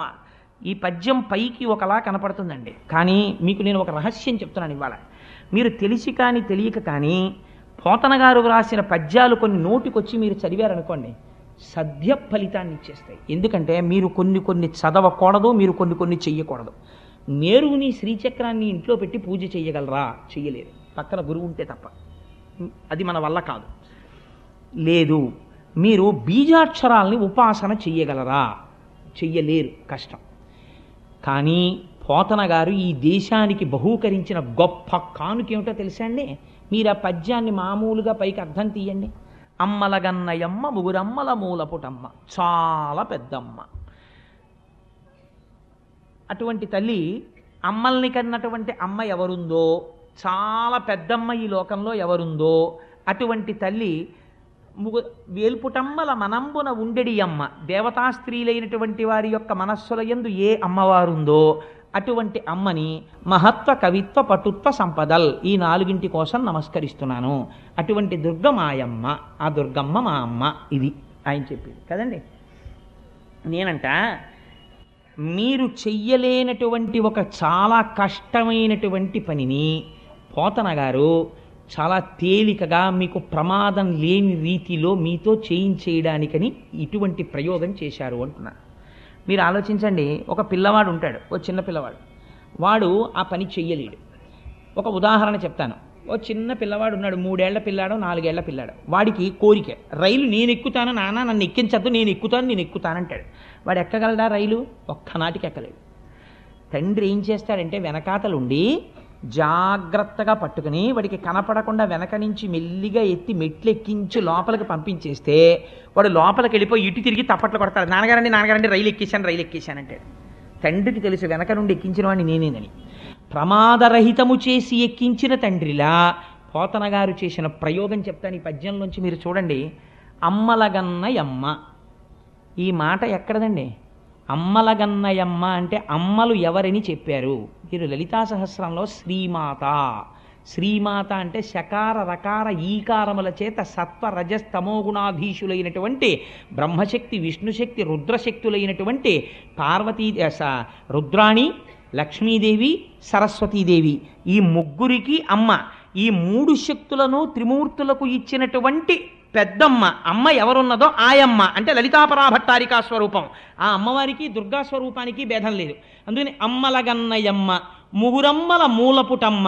ఆ ముగురమ్మలే మనం మహాలక్ష్మి, మహాసరస్వతి, మహాకాళీ స్వరూపంగా కొలుస్తాం కదా. ఈ ముగురమ్మల మూలపుటమ్మ చాలా పెద్దమ్మ. ఈ మాట చూడండి, చాలా గమ్మత్తైన మాట. చాలా పెద్దమ్మ. ఏమిటి చాలా పెద్దమ్మ? దీన్ని మీరు సంస్కృతంలోకి తీసుకెడితే ఆ మాట ఏమవుతుందో తెలుసా అండి? మహాశక్తి, అండపిండ బ్రహ్మాండములంతటా నిండిపోయినటువంటి శక్తి స్వరూపం ఎక్కడుందో, మీరు ఒక చామంతి పువ్వు పట్టుకుంటే అందులోంచి పైకొస్తున్నటువంటి ఇంత చిన్న గొంగళి పురుగు ఇలా ఇలా కదులుతుంటుంది. దానికో 2 కళ్ళు, దానికో మెదడు. మీరు చామంతి పువ్వుకి వెనకాతల ఉన్న కాడ పెట్టి ఆ పురుగుని ఇలా అన్నారనుకోండి, అది ఉన్న బలంతో గబగబగబ పాకేస్తుంటుంది. అంటే దానికి ఏమైనా జరుగుతుందేమో, నేను బతకాలని కోరిక. అంటే దానికి భయం ఉంది, దానికి కోరిక ఉంది, దానికి ఒక శక్తి ఉంది, దాంతో పరిగెడుతోంది. ఒక చీమ పరిగెడుతుంది. ఎక్కడ లేదండి అమ్మవారు ఇప్పుడు. ఎంత దయాస్వరూపిణి. ఈ గొంగళి పురుగులో నేను ఉండడం ఏమిటి అని అనకుండా ఆవిడ గొంగళి పురుగులో ఉంది. ఇలా ఉండడం మాతృత్వం, ఇది దయ. దీన్ని సౌందర్యం అంటారు. ఈ దయకి సౌందర్యం అని పేరు. అట్మోస్ట్ కంపాషన్ ఈ సౌందర్య. అది ప్రవహిస్తే సౌందర్య లహరి. అందుకని ఇప్పుడు ఏమైంది, ముగురమ్మల మూలపుటమ్మ చాలా పెద్దమ్మ. ఈ అండ పిండ బ్రహ్మాండములంతటా నిండిపోయి ఈ భూమిని తిప్పుతూ లోకములను తిప్పుతూ ఇవన్నీ తిరగడానికి కారణమైనటువంటి అమ్మవారు ఎవరుందో ఆ అమ్మ ముగురమ్మల మూలపుటమ్మ చాలా పెద్దమ్మ. ఈవిడ సురారులమ్మ కడుపారడి బుచ్చినయమ్మ. సురారి అంటే దేవతలకి, అరి అంటే శత్రువులైనటువంటి వాళ్ళ యొక్క అమ్మ దితి. దితి అయ్యో అని ఏడిచేటట్టుగా ఆవిడికి కడుపు శోకాన్ని మిగిల్చింది. అంటే రాక్షసులు నశించడానికి కారణమైనటువంటి అమ్మ. దేవతల్లోకి శక్తిగా ఇవిడు ఉండకపోతే రాక్షసులు ఎలా మరణించారు? అందుకని సురారుల తల్లి కడుపారడి బుచ్చినయమ్మ, తన్నులో నమ్మిన వేల్పుటమ్మల మనంబున ఉండెడి అమ్మ. ఇదో గొప్ప మాట. తన్నులో నమ్మిన వేల్పుటమ్మలు ఎవరండి? అమ్మవారిని మనస్సులో నమ్ముకుని శక్తిలో తిరుగుతున్నటువంటి వాళ్ళు ఎవరు? మనకి అష్టమాతృకలని ఉన్నారు సంప్రదాయంలో. వాళ్ళని మనం 8 పేర్లతో పిలుస్తూ ఉంటాం. బ్రాహ్మి, మహేశ్వరి, మహాలక్ష్మి, వైష్ణవి, మహేంద్రి, చాముండి, కౌమారి, వైష్ణవి, ఇలా 8 దేవతలు ఉన్నారు. వీళ్ళని అష్టమాతృకలని పిలుస్తారు. ఈ అష్టమాతృకలు కూడా శ్రీచక్రంలో దేవతలుగా ఉంటారు. వీళ్ళు నిరంతరము అమ్మవారిని లోపల కొలుస్తూ అమ్మవారి వలన శక్తిని పొంది మనని ఉద్ధరిస్తుంటారు. ఈ 8 మనం కొలుస్తూ ఉంటాం. రక్తాంబరాం రక్తవర్ణాం రక్త సౌభాగ్య సుందరాం వైష్ణవీం శక్తిమద్భుతాం అంటారు దేవీ భాగవతంలో వ్యాస భగవానుడు. ఈ 8 శక్తినిచ్చినటువంటి అమ్మవారెవరో ఆవిడ వేల్పుటమ్మల మనంబున ఉండెడి అమ్మ దుర్గమాయమ్మ. ఈ దుర్గమ్మ ఉందే లలితాపరాభట్టారిక, ఆ అమ్మ మా అమ్మ. ఇప్పుడు ఏం చెయ్యాలి? నాకు కృపాబ్ధినిచ్చుట, నాకు దయతో ఇవ్వాలి. నాకు అర్హత ఉందని ఇవ్వక్కర్లేదు, నాకు ఇచ్చేయాలి దయతో. ఏమిటివ్వాలి? మహత్వ, కవిత్వ, పటుత్వ సంపదల్. మీరు సాధారణంగా అమ్మవారికి శాక్తేయ ప్రణవములు అని కొన్ని బీజాక్షరాలు ఉన్నాయి. ఓం, ఐం, హ్రీం, శ్రీం, క్లీం, సౌ అని ఈ 6 శాక్తేయ ప్రణవములు అని పిలుస్తారు. వీటిని, ఆ బీజాక్షరాల్ని, బీజాక్షరం అంటేనే చంద్రశేఖర పరమాచార్య స్వామి అంటారు లెటర్ ప్రెగ్నెంట్ విత్ సౌండ్ అంటారు. దాన్ని ఎలా పడితే అలా ఉపాసన చెయ్యకూడదు. కాబట్టి మీరు చెయ్యగలరా? అన్ని వేళలా చెయ్యలేం. కానీ ఇప్పుడు పోతన గారు ఒక గొప్ప ప్రయోగం చేశారు. కృపాబ్ధినిచ్చుట మహత్వ. మహత్వానికి బీజాక్షరం ఏమిటండి? ఓం. కవిత్వ, కవిత్వానికి బీజాక్షరం ఏమిటి? ఐం. మహత్వ, కవిత్వ, పటుత్వ, భువనేశ్వరి బీజాక్షరం ఏమిటి? హ్రీం. ఆ తర్వాత సంపదల్, లక్ష్మీదేవి, శ్రీం. ఇప్పుడు ఓం, ఐం, హ్రీం, శ్రీం. అమ్మలగన్నయమ్మ, శ్రీమాత్రే నమః. ఓం, ఐం, హ్రీం, శ్రీం, శ్రీమాత్రే నమః. మీరు బీజాక్షరాలతో అస్తమానం అనడానికి వీల్లేదు అలాగా. కానీ మీరు రైల్లో కూర్చుని, బస్సులో కూర్చుని, స్నానం చేయకుండా ఎక్కడున్నా కూడా అమ్మలగన్నయమ్మ ముగురమ్మల మూలపుటమ్మ చాలా పెద్దమ్మ సురారులమ్మ కరుపారడి బుచ్చినయమ్మ తన్నులో నమ్మిన వేల్పుటమ్మల మనంబున ఉండెడియమ్మ దుర్గమాయమ్మ కృపబ్ధి నిత్యుట మహత్వ కవిత్వ పటుత్వ సంపదల్ అంటున్నారు అనుకోండి. మీరు మరో రూపంలో ఓం, ఐం, హ్రీం, శ్రీం, శ్రీమాత్రే నమః, ఓం, ఐం, హ్రీం, శ్రీం, శ్రీమాత్రే నమః అనేస్తున్నారు. మీరు అస్తమానం అమ్మ అమ్మ అమ్మ అమ్మ అమ్మ అంటే ఏమైపోతుంది? అమ్మవారు తొందరగా పలికేది దేనికి? వేరొక నామానికి పలకదు. అందుకే లలితా సహస్రం శ్రీమాత అమ్మతనంతో ప్రారంభమవుతుంది. ఆవిడ రాజరాజేశ్వరి అయినా ఆవిడ ముందు అమ్మ అమ్మా అనేటప్పటికీ పొంగిపోతుంది. అంటే ఏమిరా అబ్బాయి అంటుంది. ఇన్ని మాటలు ఆ పద్యంలో అటు ఇటు అమ్మ అమ్మ అమ్మ అమ్మ అంటున్నారు అనుకోండి. అమ్మలగన్నయమ్మ అని మీరు ఓ అమ్మ అమ్మ అమ్మ అని పిలుస్తుంటే అమ్మ ఏం చేస్తుంది? పిల్లాడు అస్తమాన అమ్మ అమ్మ అమ్మ అని తినేస్తున్నాడు అనుకోండి. ఎవరో పెద్దవాళ్ళతో మాడుతుంటే ఏమిట్రా అంటుంది. ఇంత విసుక్కుంటూ చూసిన అమ్మ, అమ్మ ఆకలేస్తోందమ్మా అన్నం పెట్టమ్మా అంటాడు. ఉండి వస్తానండి, ఒక్క 5 నిమిషాల్లో వచ్చేస్తానండి. నేను గబగబా కాస్త ఉసిరికాయ పచ్చడి అన్నం నెయ్యేసి కలిపేసి తింటుండి మళ్ళీ వస్తానంటుంది. ఎందుకని? అలా 4 మాటలు అమ్మా అమ్మా అమ్మా అని పిలిచేటప్పటికి విసుక్కోవడం చేత కానటువంటి దయాస్వరూపము అమ్మ. ఇప్పుడు మీరు ఓం ఐం హ్రీం శ్రీం శ్రీమాత్రే నమః అని లేకపోవచ్చు, కానీ అమ్మలగన్నయమ్మ ముగురమ్మల మూల పుటమ్మ చాలా పెద్దమ్మ అనడానికి కష్టం ఏమిటండి? ఇప్పుడు చెప్పండి, పోతన గారు శ్రీ విద్యా రహస్యాలన్నింటినీ ఔపాసన పట్టి ఆంధ్రదేశానికి ఒక మహత్తరమైన కానుకని బహూకరించిన మహాపురుషుడా కాదా? ఆయన ఒక ఋషి పోతన గారు. అందుకని ఆ పద్యం ఇచ్చారు.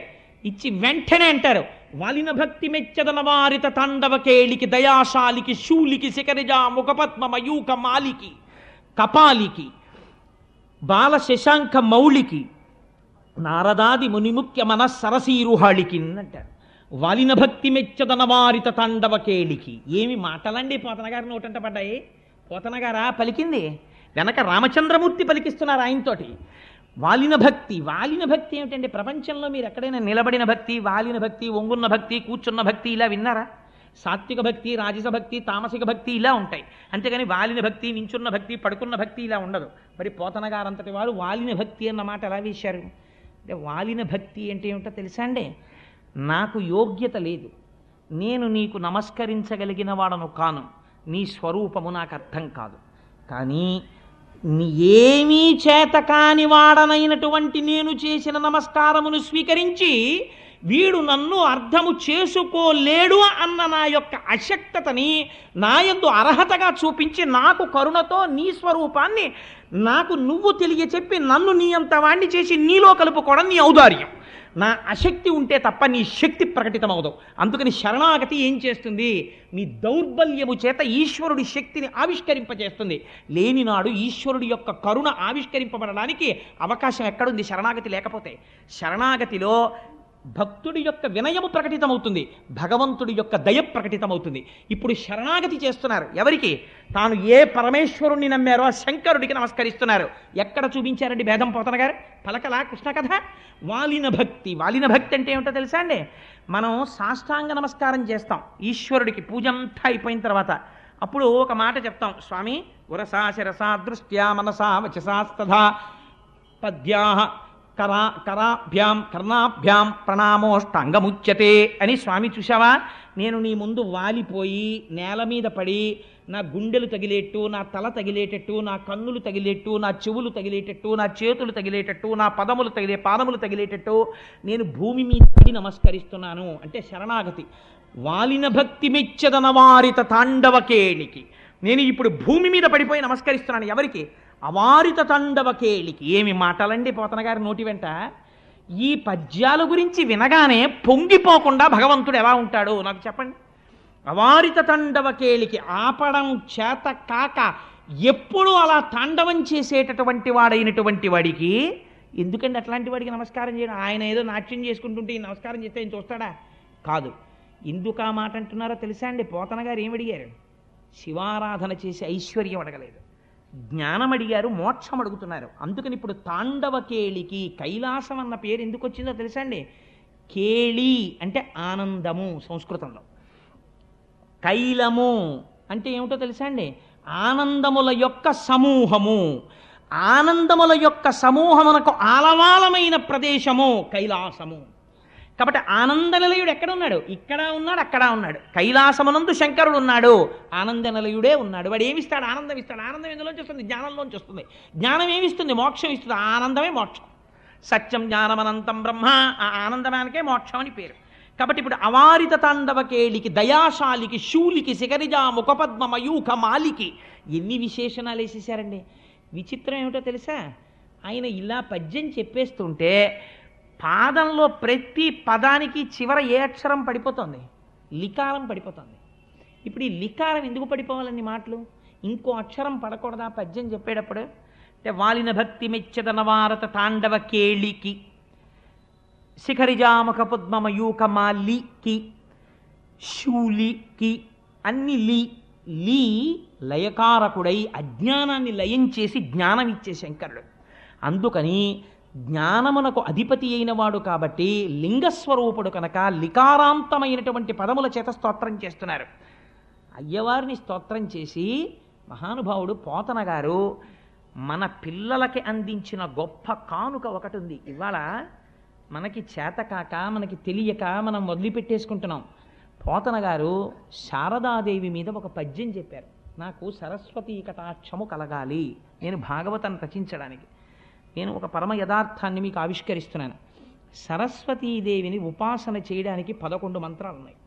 11 మంత్రాల్లో మహామంత్రములు అంటారు వాటిని. ఈ 11 మహామంత్రాలకి 11 ధ్యాన శ్లోకాలు ఉన్నాయి. అమ్మవారిని ఒక్కొక్క రూపంతో ధ్యానం చేయొచ్చు. నేను సౌందర్యలహరి చెప్పినప్పుడు ఒకసారి ఇదే వేదిక మీద చెప్పాను కూడా. అమ్మవారిని కవీంద్రాణం చేత ఎరుపు రంగు సరస్వతిగా చూస్తే ఒక ఫలితం, తెల్లటి సరస్వతిగా చూస్తే ఒక ఫలితం, జ్ఞానం ఇస్తుంది అప్పుడు ఆవిడ. అలా ఉంటే శారద అని పిలుస్తారు. పోతన గారు మనకొక గొప్ప అమృతాన్ని చేతిలో పెట్టారు. ఏమిటో తెలుసా అండి? ఆయన సరస్వతీదేవి మీద చేసినటువంటి శ్లోకాన్ని మీరు జాగ్రత్తగా పరిశీలన చేస్తే, మంత్రాలని బహిరంగ వేదికల మీద చెప్పకూడదు కాబట్టి నేను చెప్పట్లేదు, కానీ సరస్వతీదేవికి సంబంధించినటువంటి 11 మహామంత్రాలని మీరు పుస్తకంలో తీసి పక్కనెట్టుకుని 11 మహామంత్రాలు చదివేటప్పుడు ధ్యాన శ్లోకాలు ఏముంటాయో మీరు పక్కన రాసి 11 శ్లోకాలు మీరు ఈ 11 శ్లోకాల్లోంచి తీసి పోతన గారు సరస్వతీదేవిని చేసినటువంటి ప్రార్థనా శ్లోకం మీరు తీశారనుకోండి. శారద నీరదేంద్రు ఘనసార పటీర మరాళ మల్లికాహార తుషార అని ఆయన కొన్ని పదగుంభనంతో కూడినటువంటి స్తోత్రం చేశారు. ఇందులో ఉన్నటువంటి పదాలన్నీ ఎక్కడివో తెలుసా అండి? ఈ పదాలన్నింటినీ తీసుకొచ్చి మీరు ఆ స్తోత్రాన్ని చూస్తే ఆ శారదాదేవి 11 మహామంత్రముల చేత ఆవిష్కృతమైనటువంటి ధ్యాన శ్లోకాల్లో మాటలవి. వాటిని పేర్చారు అటు ఇటు. ఇప్పుడు శారద నీరదేంద్రు ఘనసార పటీర మరాళ మల్లికాహార తుషార ఫేన రజతాచలకాశ ఫణీశ కుంద మందార సుధాపూరిత తామర సామరవాహిని శుభాకారత నొప్పు నిన్ను మది కానగ నిన్నడు కల్గు భారతి అన్న పద్యాన్ని మీరు ఇంట్లో పిల్లలకి చదవడం వచ్చిందనుకోండి. అందులో పోతన గారి యొక్క గొప్పతనం ఏమిటో తెలుసా అండి? ఆయన చిట్ట చివరి పద్యాన్ని ఏమని పూర్తి చేశారంటే, శారద నీరదేంద్రు ఘనసార పటీర మరాళ మల్లికాహార తుషార అని ఆ పద్యం వేసేటప్పుడు శారద అని మొదలెట్టారు. శారద అంటే సర్వశుక్లా సరస్వతి, తెల్లటి బట్టలతో ఉండి అపారమైన జ్ఞానం ఇచ్చేటటువంటి మూర్తి. 11 మహామంత్రాల ధ్యాన శ్లోకాల్లో మాటలు ఈ పద్యంలోకి వచ్చేస్తాయి. పిల్లలకి తప్పు లేకుండా చదవడం కానీ ఆ పద్యం ఒక్కటి అలవాటు అయిందనుకోండి, అక్షరాభ్యాసం చేసిన తర్వాత కూర్చోపెట్టి పిల్లవాడికి ఈ పద్యం నేర్పి పెద్దల దగ్గరకు తీసుకెళ్ళి గురుముఖత ఆ పద్యాన్ని తప్పు లేకుండా చదవడం నేర్పి ప్రతిరోజు పిల్లవాడు స్నానం చేయగానే సరస్వతీదేవి ముందు కూర్చుని పద్యం చెప్పడం అలవాటైందనుకోండి, అలాంటి వాళ్ళందరికీ ఏ స్థితి కావాలని అడుగుతున్నారో తెలుసా అండి పోతన గారు? నిన్ను మది ఎన్నడు కానగగల్గు భారతి, అమ్మా ఇక్కడ నీ దర్శనం నాకు ఎప్పుడవుతుంది అంటే వాడికి ఏమవుతుంది? సరస్వతీ కటాక్షమే కలుగుతుంది. ఇంతటి మహామంత్రాల్ని 11 మంత్రాల ధ్యాన శ్లోకాల్ని తీసుకొచ్చి ఒక పద్యం కింద రచించి తీసుకొచ్చి పెట్టేశారు. అందుకే పెద్దలు అంటారు లలిత స్కందము. భాగవతం అనేటటువంటిది సామాన్యమైనటువంటి గ్రంథం కాదు. లలిత స్కంధము, కృష్ణమూలము, శుకాలాపాభిరామంబు. దీని యొక్క స్కందము చూస్తే లలితమ్మ, లలిత స్కందము, కృష్ణమూలము, కృష్ణుడు మూలమై ఉన్నాడు. ఒక చెట్టు బాగా పెరగాలంటే మీరు చెట్టు కొమ్మలకి నీళ్లు పోయారు కదా, చెట్టు మొదట్లో నీళ్లు పోస్తారు, పోస్తే చెట్టు బాగా పెరుగుతుంది. లలిత స్కందము, కృష్ణమూలము, శుకాలాపాభిరామంబు. శుకబ్రహ్మ ఆలాపన చేసినటువంటి మహోత్కృష్టమైనటువంటి స్తోత్రము భాగవతం. శుకాలాపాభిరామంబు మంజులతా శోభితమున్, అపారమైనటువంటి మంజులమైనటువంటి మాటలతో శోభిస్తూ ఉంటుంది. సువర్ణ సుమన సుజ్ఞేయమున్. ఈ భాగవతం ఎవరు చదువుతున్నారో అటువంటి వాళ్ళకందరికీ కూడా మంచి మనస్సుతో ఉన్న వాళ్ళకి అర్థమయ్యేటటువంటి స్వరూపము కలిగినటువంటిది. ఇది ఈ పుడమి మీదకి వచ్చి నిలబడినటువంటి కల్పతరువు. అంటే భాగవతం అనేటటువంటిది వేరొకటి కాదు, సాక్షాత్తుగా కల్పవృక్షం ఉన్నట్టే. భాగవతంలో 10 పద్యాలు వచ్చాయి, వాడికి ఏమైనట్టు? కల్పవృక్షం వాడి జేబులో పెట్టుకు తిరుగుతున్నట్టు. వాడి కోరిక తీరుతుంది. ఎందుకని తీరుతుంది? గొప్ప గొప్ప ప్రయోగాలన్నింటినీ పద్యాలుగా తీసుకొచ్చి పెట్టేశారు. వాడి కోరిక ఎందుకు తీరదు? అందుకని అంత గొప్ప భాగవతము. అటువంటి భాగవతాన్ని శుకబ్రహ్మ వివరణ చేశారు. ఇవాళ ఒక్క ఘట్టాన్ని మాత్రమే మీకు నేను విజ్ఞాపన చేసి ఇవాల్టి ప్రసంగాన్ని పూర్తి చేసేస్తాను. వ్యాసభగవానుడు నైరాశ్యమును పొందితే నారదుడు సాక్షాత్కరించి ఒక మాట చెప్పాడు. వ్యాస, లోకములో బోధ చేయకపోయినా సరే ప్రజలకందరికీ కూడా తెలుసుకోగలిగినవి ఏవో తెలుసా? అర్థకామములు. ఈ రెండింటి గురించి మీరు ఎవ్వరిని తీసుకొచ్చి ప్రత్యేకం, అయ్యా నువ్వు డబ్బు సంపాదించుకోవాలండి, మీరు ఎలాగో అలా ఓ రూపాయి సంపాదించండి, మీరు డబ్బులు దాచుకోండి, ఎవరికి చెప్పకండి డబ్బులు నా దగ్గర ఉన్నాయని అని మీరేం చెప్పక్కర్లేదు. వాడే దాచేసుకుంటాడు, వాడే సంపాదించేసుకుంటాడు. ఇంకా వాడికి గట్టిగా బొడ్డు ఉడదు, కానీ రూపాయి ఎలా సంపాదించాలని తాపత్రయం మాత్రం చాలా గట్టిగా ఉంటుంది. సంస్కార బలం తక్కువగా ఉంటుంది. అందున కలియుగంలో ఉండేటటువంటి వాళ్ళది అల్పాయుర్దాయం, బుద్ధి బలమా తక్కువ, ప్రచోదనమా అర్ధకామముల యందు. అందుకని అయా ఏంటి వాడికి పెళ్లి చేయలేదనుకోండి, ఓ 22 ఏళ్ళో 23 ఏళ్ళో వచ్చేసిన తర్వాత ఆ పెళ్లి చేయకపోతే మీరు పెళ్లి చేయడంలో విఫలమైపోతున్నారు అన్న విషయాన్ని వాడు సౌండ్ చేసేస్తాడు. ఇదేంటి నా ఈడువాడు వాడికి పెళ్ళి అయిపోయి అప్పుడే కొడుకమ్మా అంటాడు అమ్మ దగ్గరికి వచ్చి. అంటే ఏమిటి, అమ్మ నా సంగతి మీరు పట్టించుకోవట్లేదు అని చెప్పి ఇంకా శ్రద్ధ చేసేసారనుకోండి, వాడు వచ్చేస్తాడు నమస్కారం పెట్టడానికి ఎప్పుడప్పుడు. అందుకని అర్ధకామములను గురించి ప్రత్యేకంగా ఎవరికి ఏమీ బోధ ఏం చెయ్యక్కర్లేదు. చెయ్యవలసిన బోధ దేని గురించి అంటే భగవత్ సంబంధమును గురించి, భక్తి గురించి బోధ చెయ్యాలి. నారదుడు చెప్తున్నాడు. ఎందుకో తెలుసా? అర్ధకామముల యందు తిరుగుతూనే ఉంటాడు. రోగం ఎక్కడ పుట్టింది అని అడిగింది శాస్త్రం. అన్నంలోంచి పుట్టింది అని చెప్పారు. రోగం ఎక్కడి నుంచి వస్తుందండి? బీపీ వచ్చింది ఆయనకి. ఎందుకు వచ్చింది? చింతకాయ పచ్చడి అంటే ఇష్టం, ఆవకాయ అంటే ఇష్టం, నిమ్మకాయ అంటే ఇష్టం, బాగా పుల్లటివి బాగా కారంగా ఉన్నవి, మిరప్పళ్ళ పచ్చడి అంటే ఇష్టం. తిన్నాడు తిన్నాడు తిన్నాడు తిన్నాడు బీపీ వచ్చింది. డాక్టర్ గారు చూసి అంటాడు, మిరప్పళ్ళ పచ్చడి తినకండి, కారాలు తినకండి, ఉప్పు తినకండి, చప్పిడి తినండి అంటాడు. కానీ ఇప్పుడు ఆయనకి తెలుసు అది విషము, తింటే బీపీ వచ్చేస్తుందని తెలుసు. కానీ ఆయన ఏం తింటాడు?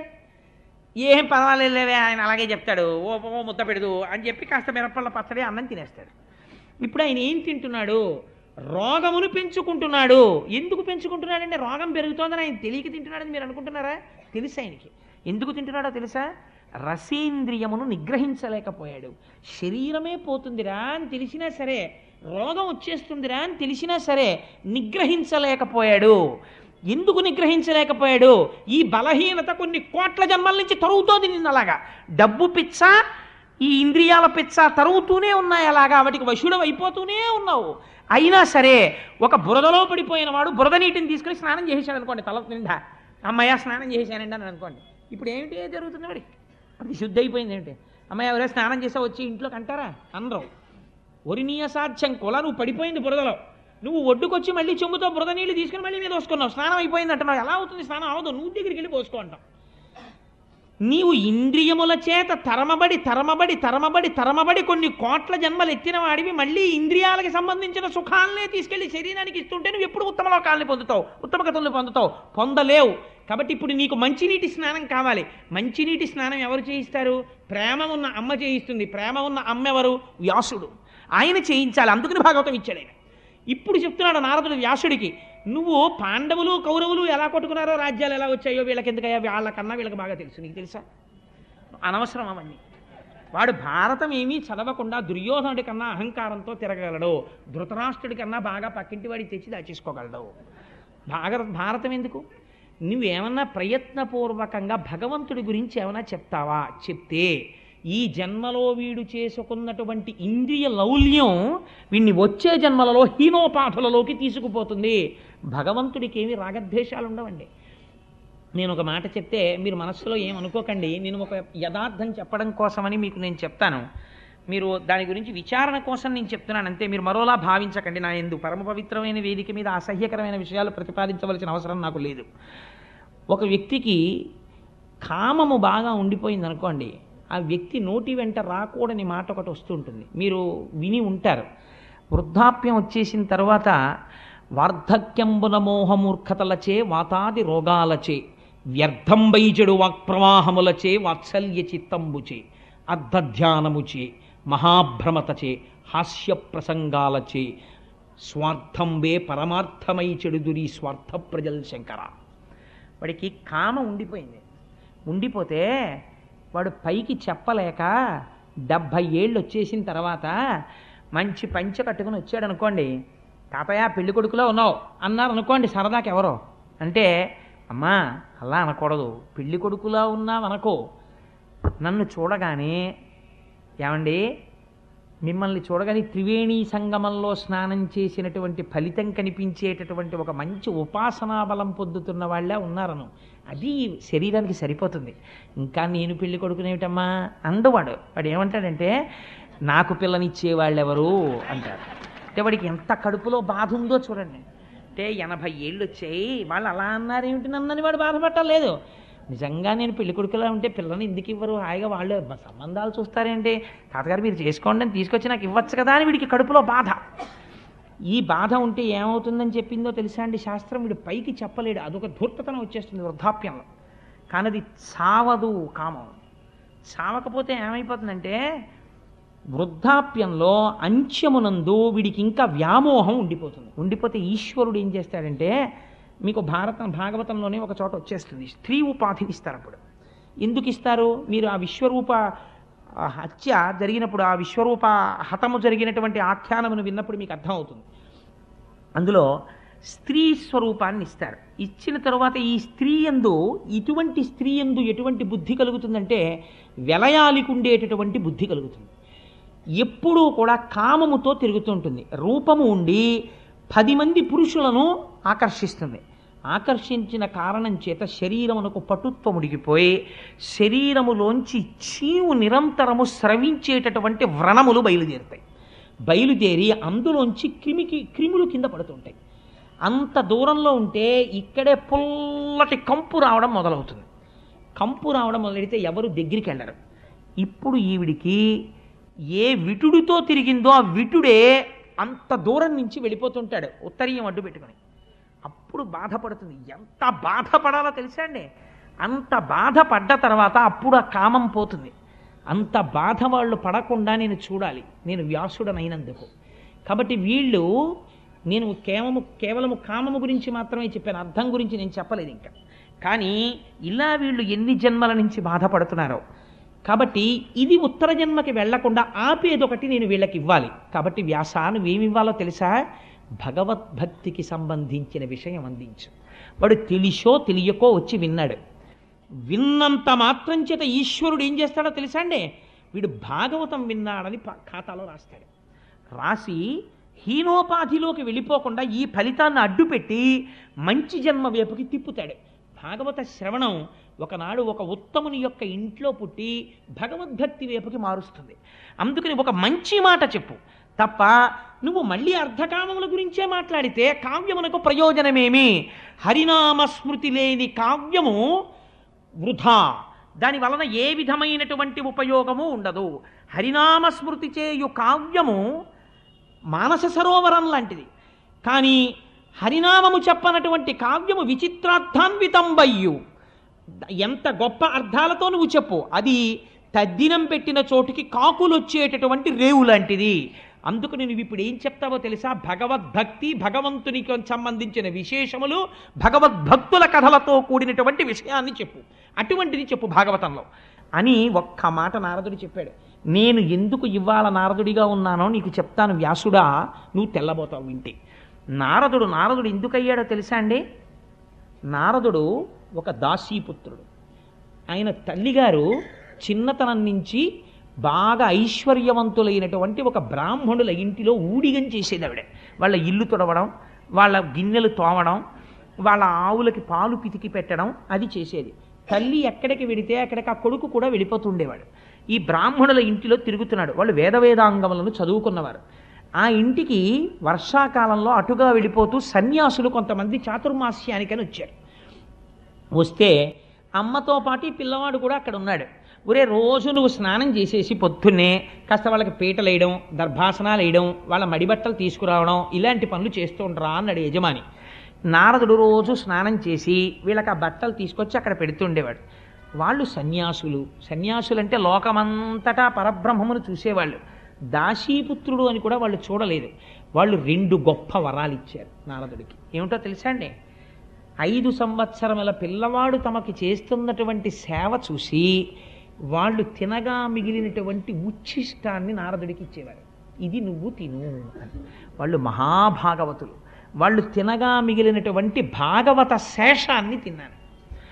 వాళ్ళు మధ్యాహ్నం అయ్యేటప్పటికీ నాట్యం చేస్తుండేవారు, సంతోషంతో పాటలు పాడుతూ. నేను విశాఖపట్నంలో శారదాపీఠంలో మత్తూరు నుంచి వచ్చినటువంటి సంస్కృత పండితుల్ని చూస్తుండేవాడిని. వాళ్ళ పిల్లలు కూడా ఇంతంత పిల్లలు కూడా సంస్కృతంలో మాట్లాడతారు. మా దొరగారు చూసినట్టున్నారు. ఇంతంత పిల్లకలు పెట్టుకుని తెల్లవారకట్ట లేచి సంధ్యావందనం చేసుకుని అభిషేకాలు చేసుకుని అవి చదువుకుంటుంటారు. వాళ్ళ ఆడవాళ్ళు కచ్చా పోసి పట్టుచీరలు కట్టుకుని సౌందర్యలహరి ఎంత బాగా చదువుతుంటారో. రాత్రి అయ్యేటప్పటికి 2 పాలు తాగి 2 పళ్ళు తిని పడుకుంటుంటారు. ఇంతంత ఎత్తున బ్రహ్మవర్చస్సు ఉట్టి పడిపోతూ ఉంటారు వాళ్ళు. అలా ఆ వచ్చిన సన్యాసులు పొద్దున్న లేవడం, భగవంతుణ్ణి అర్చన చేసుకోవడం, ఆ వేదాంగాలు చదువుకోవడం, చర్చ చేసుకోవడం, మధ్యాహ్నం అయ్యేటప్పటికి భగవంతుణ్ణి స్మరిస్తూ నాట్యం చెయ్యడం, పొంగిపోవడం చేసేవారు.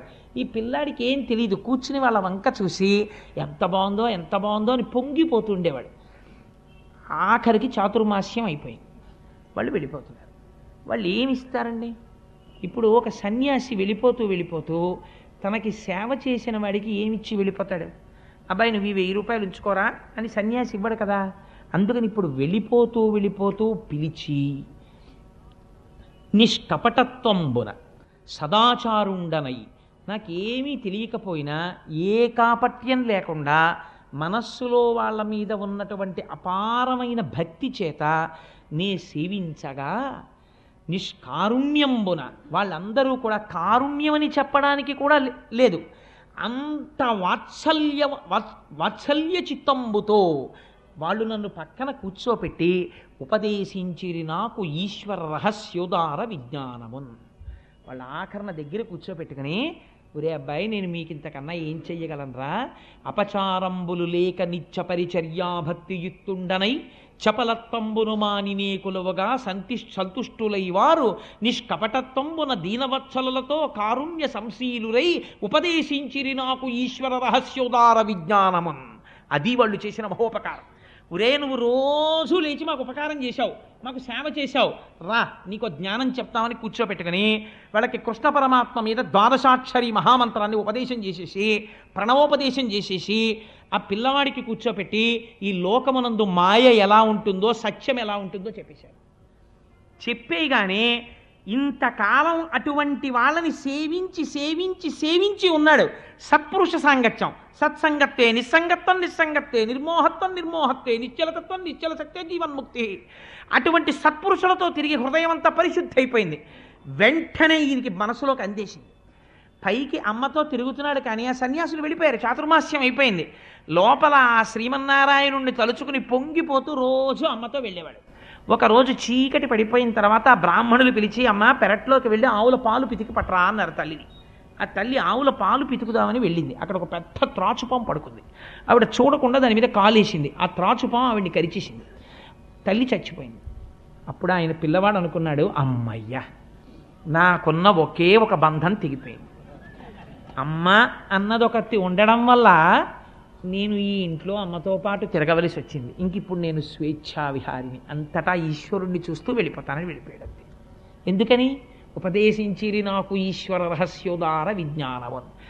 అలా వెళ్ళిపోయి ఒక మహారణ్యంలోకి వెళ్ళిపోయాడు. పెద్ద పులులు తిరుగుతున్నాయి, క్రూర సర్పాలు తిరుగుతున్నాయి. ఆయన అనుకుంటున్నాడు, నాకేమిటి భయం? ఈ లోకమంతటా నిండి నిబిడీకృతమై శాసించేటటువంటి కారుణ్యమూర్తి అయిన శ్రీమన్నారాయణుడు ఇక్కడున్నాడని నాకు వాళ్ళు చెప్పారు. ఇక్కడ నా స్వామి ఉండగా నాకేం ఆపద జరుగుతుంది అని విపరీతమైన దాహం వేసింది. అక్కడ ఒక మడుగు కనపడింది. ఆ నీళ్లు తాగి స్నానం చేసి, ఈ లోపల ఉన్న నా స్వామి ఒక్కసారి నాకు సాకారంగా కనపడితే బావుణ్ణు అని ఒక రావి చెట్టు కింద కూర్చుని 12 తదేకంగా ధ్యానం చేస్తున్నాడు. ధ్యానం చేస్తుంటే లీలామాత్రంగా ఒక మెరుపులా శ్రీమన్నారాయణుని యొక్క దర్శనమైంది. పొంగిపోయి పైనుంచి కిందకి మెరుపును చూసినట్టు చూశాడంతే. అంతర్ధానం అయిపోయాడు. అంతర్ధానం అయిపోయి అశరీరవాణి వినపడింది. ఈ జన్మలో సత్పురుషులతో తిరిగినటువంటి అదృష్టం చేత వాళ్ళ మాటలు పట్టించుకున్న కారణం చేత నీకు లీలామాత్ర దర్శనం ఇచ్చాను. నువ్వు చూసిన రూపాన్ని బాగా చూడాలలా అని కోరుకుంటూ, నా గురించే చెప్పుకుంటూ, నా గురించే పాడుకుంటూ, నా గురించే మాట్లాడుకుంటూ తిరిగి తిరిగి తిరిగి తిరిగి దేహధర్మం కాబట్టి ఈ శరీరాన్ని వదిలేస్తావు. రోజున వదిలేసిన తర్వాత నిన్ను గుప్తంగా ఉంచుతాను. ఒకనాడు నువ్వు సాక్షాత్తుగా బ్రహ్మదేవుని యొక్క కుమారుడిగా జన్మిస్తావు. ఆనాడు నీకు మహతి అనబడేటటువంటి వీణని బహూకరిస్తాను. దాని మీద నారాయణ స్తోత్రం చేస్తూ స్వేచ్ఛగా లోకముల యందు విహరిస్తావు. నీకు ఈ కానుకనిస్తున్నానన్నాడు శ్రీమన్నారాయణుడు. ఆనాడు శ్రీమన్నారాయణుణ్ణి దర్శనం చేస్తూ తిరిగి తిరిగి దేశమంతటా తిరిగి స్వామి గురించి చెప్పుకుని దేహధర్మం గనక ఒకనాడు ఈ శరీరం వదిలిపెట్టేశాను. వదిలిపెట్టేసి సంతోషంగా బ్రహ్మగారి దగ్గరికి వెళ్ళిపోయాను. మళ్ళీ కల్పాంతం అయిపోయిన తర్వాత చతుర్ముఖ బ్రహ్మగారు సృష్టింపబడ్డాడు నారాయణుడి నాభికమలంలోంచి. మొట్టమొదట ప్రజాపతుల్ని సృష్టించినప్పుడు చతుర్ముఖ బ్రహ్మగారు నన్ను సృష్టించాడు. నాకు మహతి అన్న వీణనిచ్చాడు. ఆ వీణ సర్వకాలముల యందు భగవంతుడికి సంబంధించిన స్తోత్రమే పలుకుతుంది. నేను ఆ నారాయణ నామము చెప్పుకుంటూ లోకములంతటా స్వేచ్ఛగా తిరిగేస్తుంటాను. నేను వైకుంఠానికి వెళ్ళిపోతాను, కైలాసానికి వెళ్ళిపోతాను, సత్యలోకానికి వెళ్ళిపోతాను, ఏ ఊరు పడితే ఆ ఊరు వెళ్ళిపోతాను. ఎక్కడికి వెళ్ళినా లోక సంక్షేమమును ఆవిష్కరిస్తాను, భగవత్ శక్తి గురించి మాట్లాడతాను. అది తప్ప ఇంకొకటి నాకు రాలేదు. వ్యాస, నేను ఇవాళ ఇంతటి వాణ్ణి ఎందువల్ల అవగలిగాను? ఒకనాడు దాసీపుత్రుడనైన నాకు నలుగురు సన్యాసులు ఉపదేశించినటువంటి జ్ఞానము ఇవాళ నన్ను ఈ స్థితికి తెచ్చింది. ఉత్తర జన్మలో, రెండో జన్మలో నారదుడిని అయిపోయాను. నువ్వు భాగవతాన్ని భగవత్కథని చెప్పగలిగితే విన్నవాడు ఉత్తర జన్మలో ఎందుకు మహాజ్ఞాని కాలేడు, ఎందుకు భక్తుడు కాలేడు? అందుకని భక్తి గురించి చెప్పవయా? ఎందుకు చెప్తావు ధృతరాష్ట్రుడి గురించి? ఎందుకు చెప్తావు దుర్యోధనుడి గురించి? చెప్పకపోయినా వాళ్ళకి తెలుసు అవన్నీ. అందుకని భక్తి గురించి చెప్పు, భక్తికి ఆలవాలమైన భాగవతమును రచించు అంటే ఆనాడు మహానుభావుడు వ్యాస భగవానుడి మాటలు విని పొంగిపోయి, శహబాష్ నారదా, ఎంత గొప్ప మాట చెప్పావయ్యా! ఇప్పుడు నేను భగవంతుడి గురించి, భగవంతుడి విశేషముల గురించి, ఈ బ్రహ్మాండముల ఉత్పత్తి గురించి, ఆయన్ని నమ్ముకున్న భాగవతుల గురించి, ఈశ్వరుడు వాళ్ళ వెంట ఎలా పరిగెత్తినటువంటి వృత్తాంతముల గురించి నేను రచన చేస్తాను. ఇది ఎవరు చదువుతారో, ఎవరు వింటారో వాళ్ళు నారదుడు తరించిపోయినట్టు తరించిపోతారు. అటువంటి భాగవతాన్ని రచన చేయడం ప్రారంభిస్తున్నానని ఆచమనం చేసి కూర్చుని తన ఆశ్రమంలో భాగవత రచన ప్రారంభము చేశాడు వ్యాస భగవానుడు. ఇక్కడ మన పోతన గారు ప్రారంభించారు ఆంధ్రీకరణ. రేపటి రోజున ఆ భాగవతం ఎలా ప్రారంభమవుతుందో, పరీక్షిత్ అన్న పేరెందుకు వచ్చిందో, అశ్వత్థామ బ్రహ్మశిరోనామకాస్త్ర ప్రయోగం ఎలా చేశాడో, కృష్ణస్తుతి ఎలా చేశారో ఆ విశేషాలని రేపటి రోజున విజ్ఞాపన చేస్తాను. స్వస్తి.